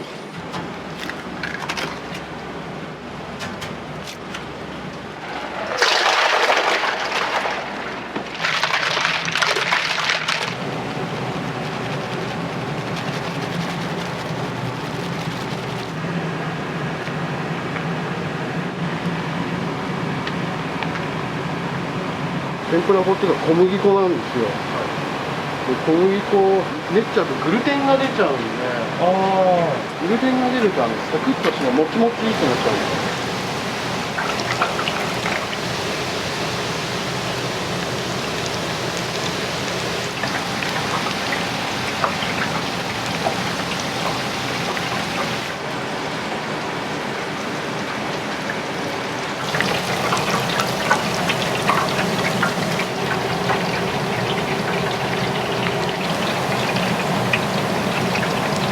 これで見ても泡の出方でできるだけ水分を飛ばしてあげたいので、カリッとする。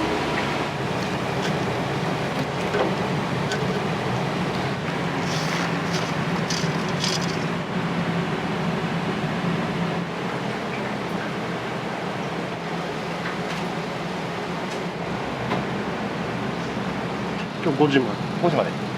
夜何時までなんですか？夜は10時で閉店です。東京の地は上馬の方そうなんですね。人気出て、じゃあ大きいお店構えようかって。で今ここが本店っていう。本店ですね。京都の花瀬って出身の方なんです。それで京うどんで鰹節も京都から取り寄せて。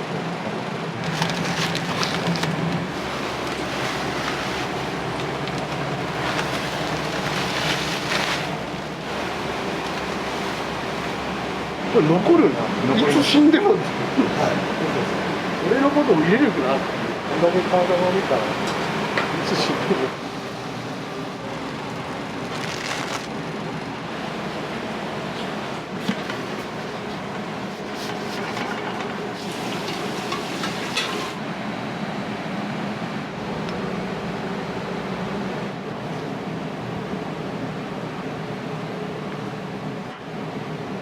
人参とごぼう、油揚げ、舞茸、こんにゃく。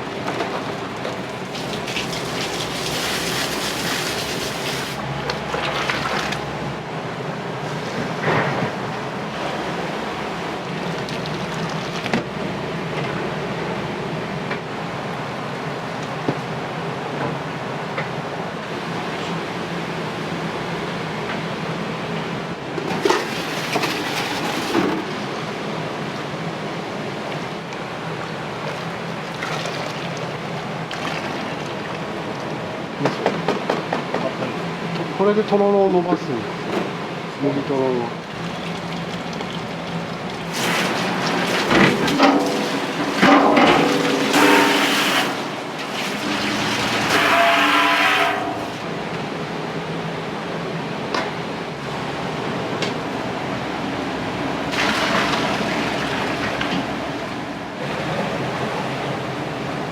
大変、はだけ出る。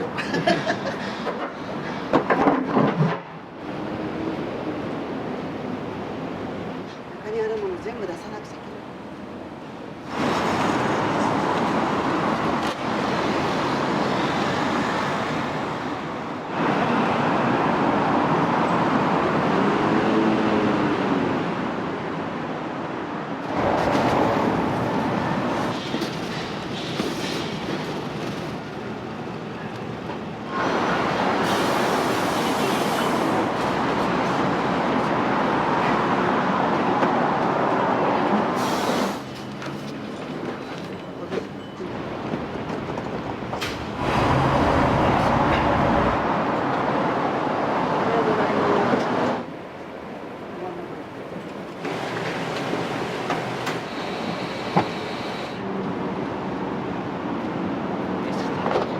お疲れ様です。はい、じゃあお気をつけて。ありがとうございます。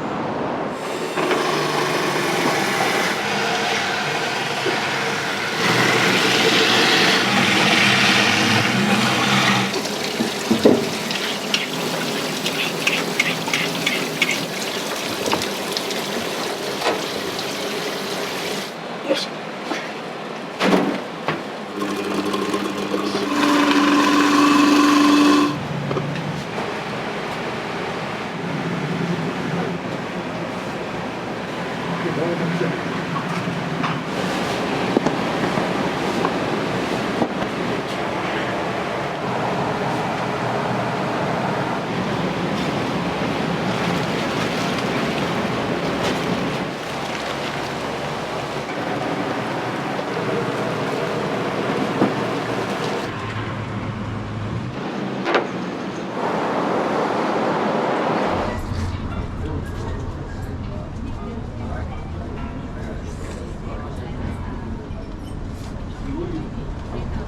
ありがとうございます。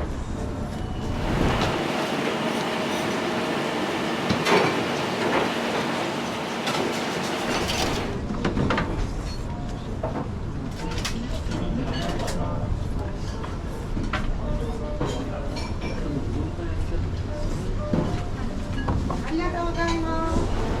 ありがとうございました。はい。でも。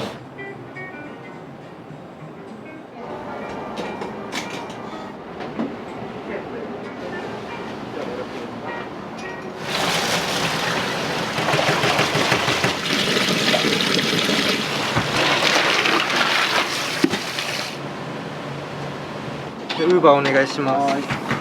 角煮大盛りと肉入りすら。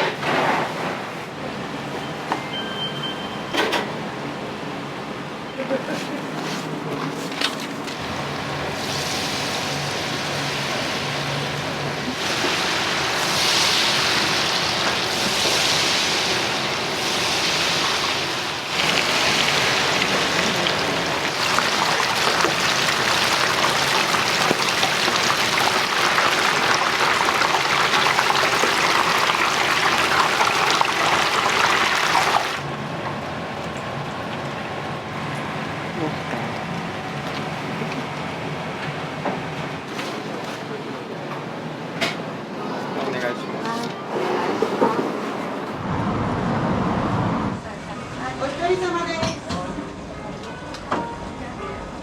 お一人様。まとめは。ヤシスウラウ。ヤシスウラウ。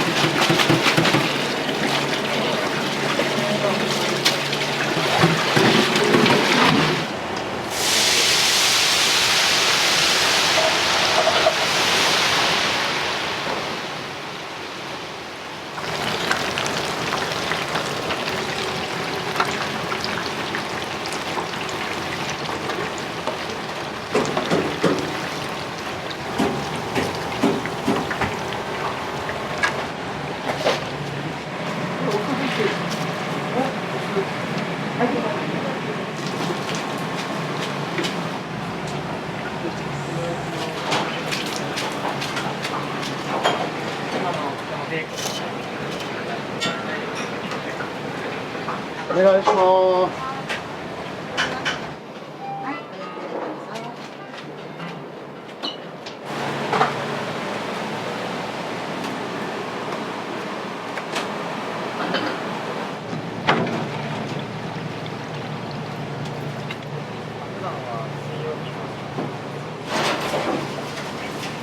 お願いします。お待たせいたしました。ヤシスウラウ。ありがとうございます。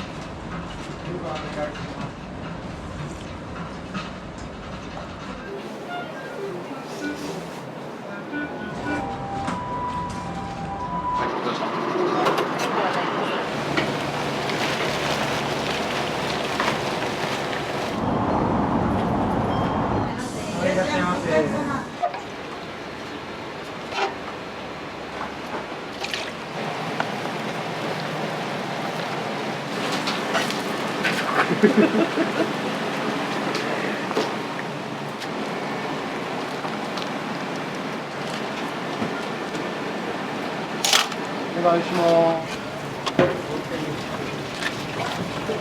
待たせいたしました。カレー南蛮うどんのセットになりさんです。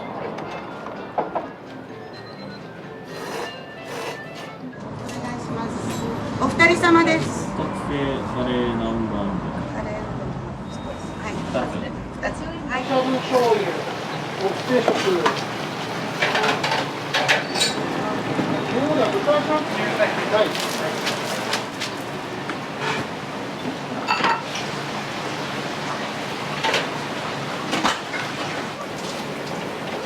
このようなカレー2つ、セット冷やしエビ、いちごだけです。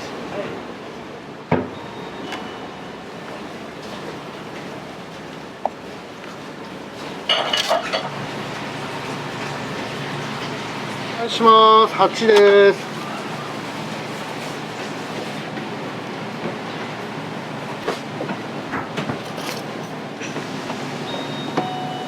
カレー南蛮うどんお待たせいたしました。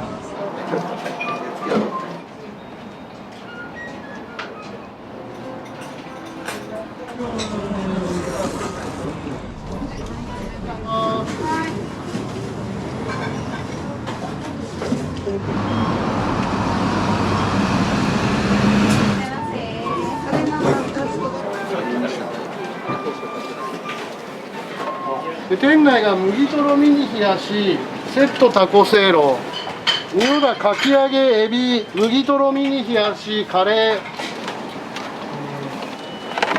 はい、いらっしゃいませ。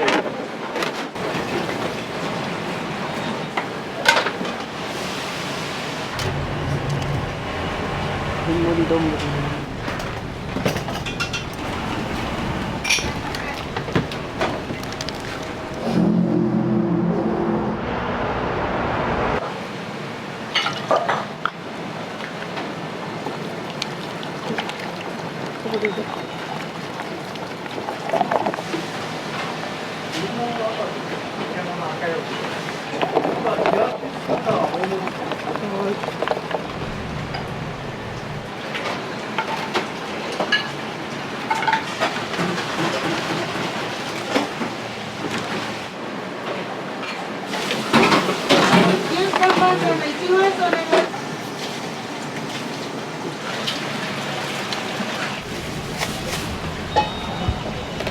お願いします。ミトロ9番。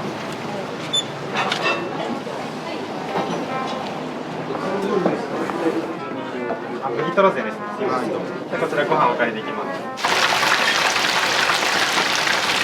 ミニ冷やし、きのこ丼ミニ冷やし。はい。お願いします。お願いします。お待たせいたします。エビ天うどんでございます。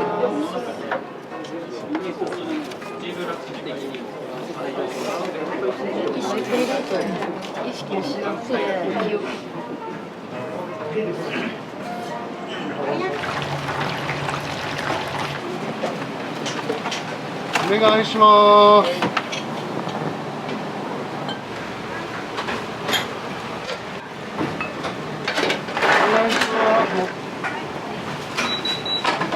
お願いします。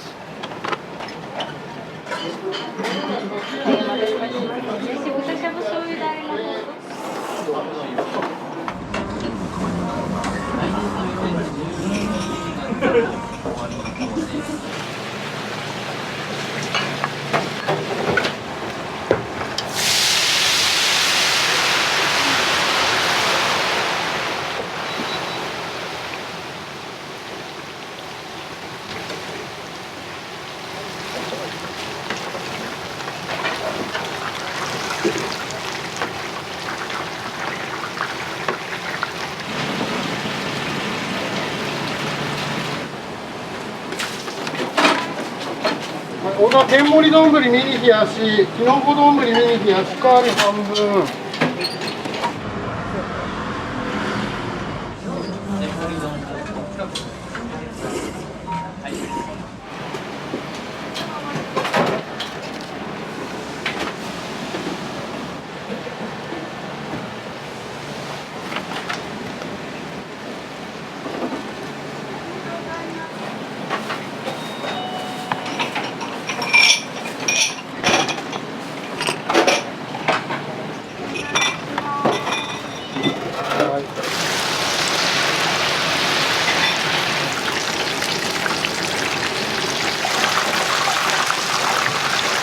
お願いします。お待たせしました。う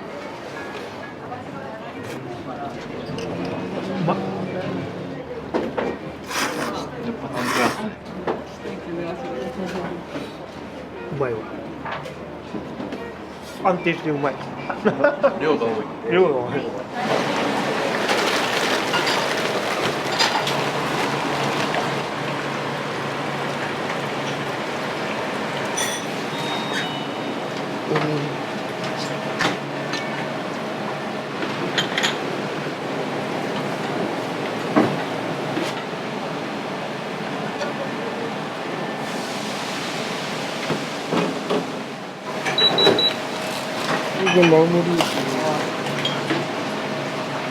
お願いします。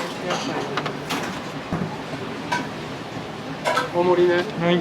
冷やし豚しゃぶうどんのごまだれお待たせいたします。お待たせいたしました。麦とろ膳でございます。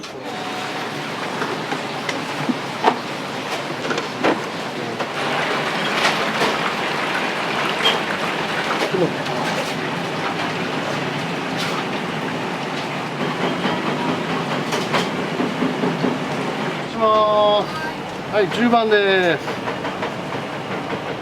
色がセット冷やしエビ本。冷やしきのこ天うどんお待たせいたします。かき揚げ丼ミニ冷やし。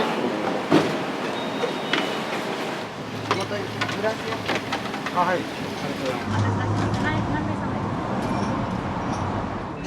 麦とろ膳で、あったかい丼で、麦とろミニ大盛り。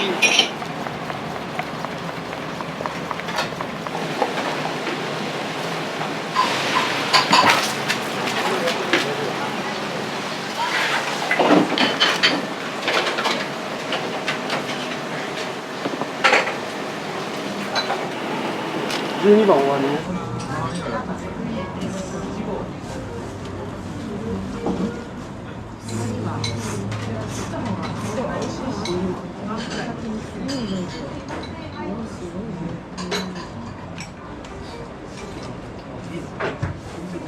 き揚げ天丼ですね。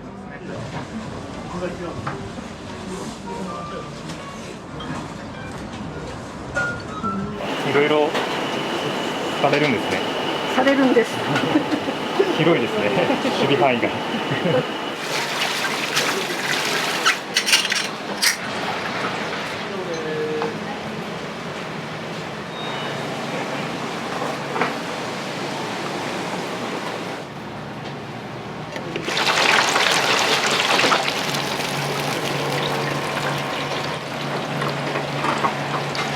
お願いします。水のくずとかになる。まあ、もつ煮込みで。もつ煮込み、はい。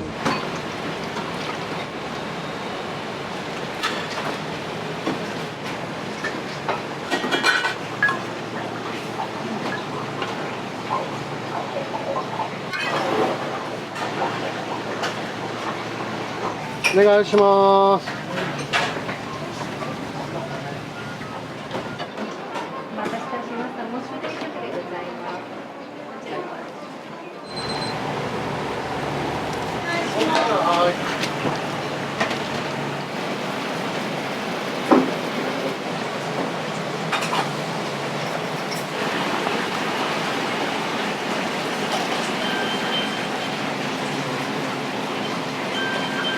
12番終わりです。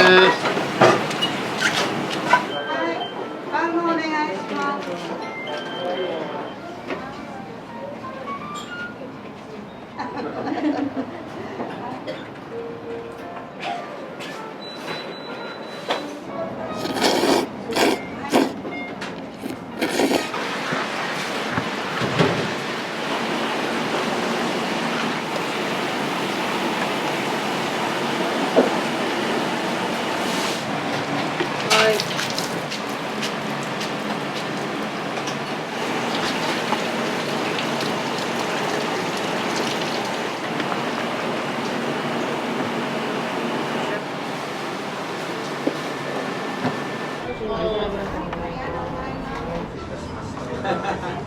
ごまねぎうどんでございます。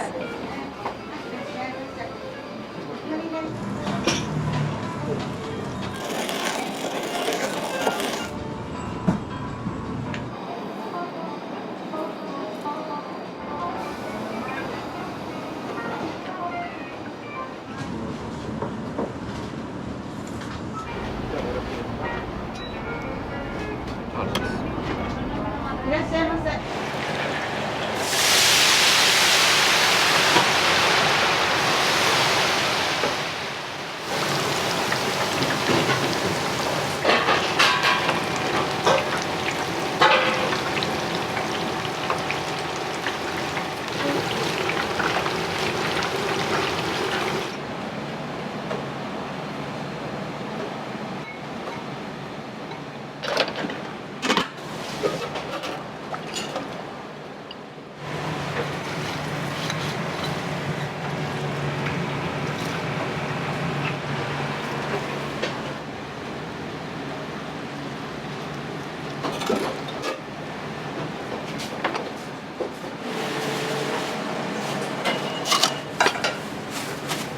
丼でございます。ごゆっくりどうぞ。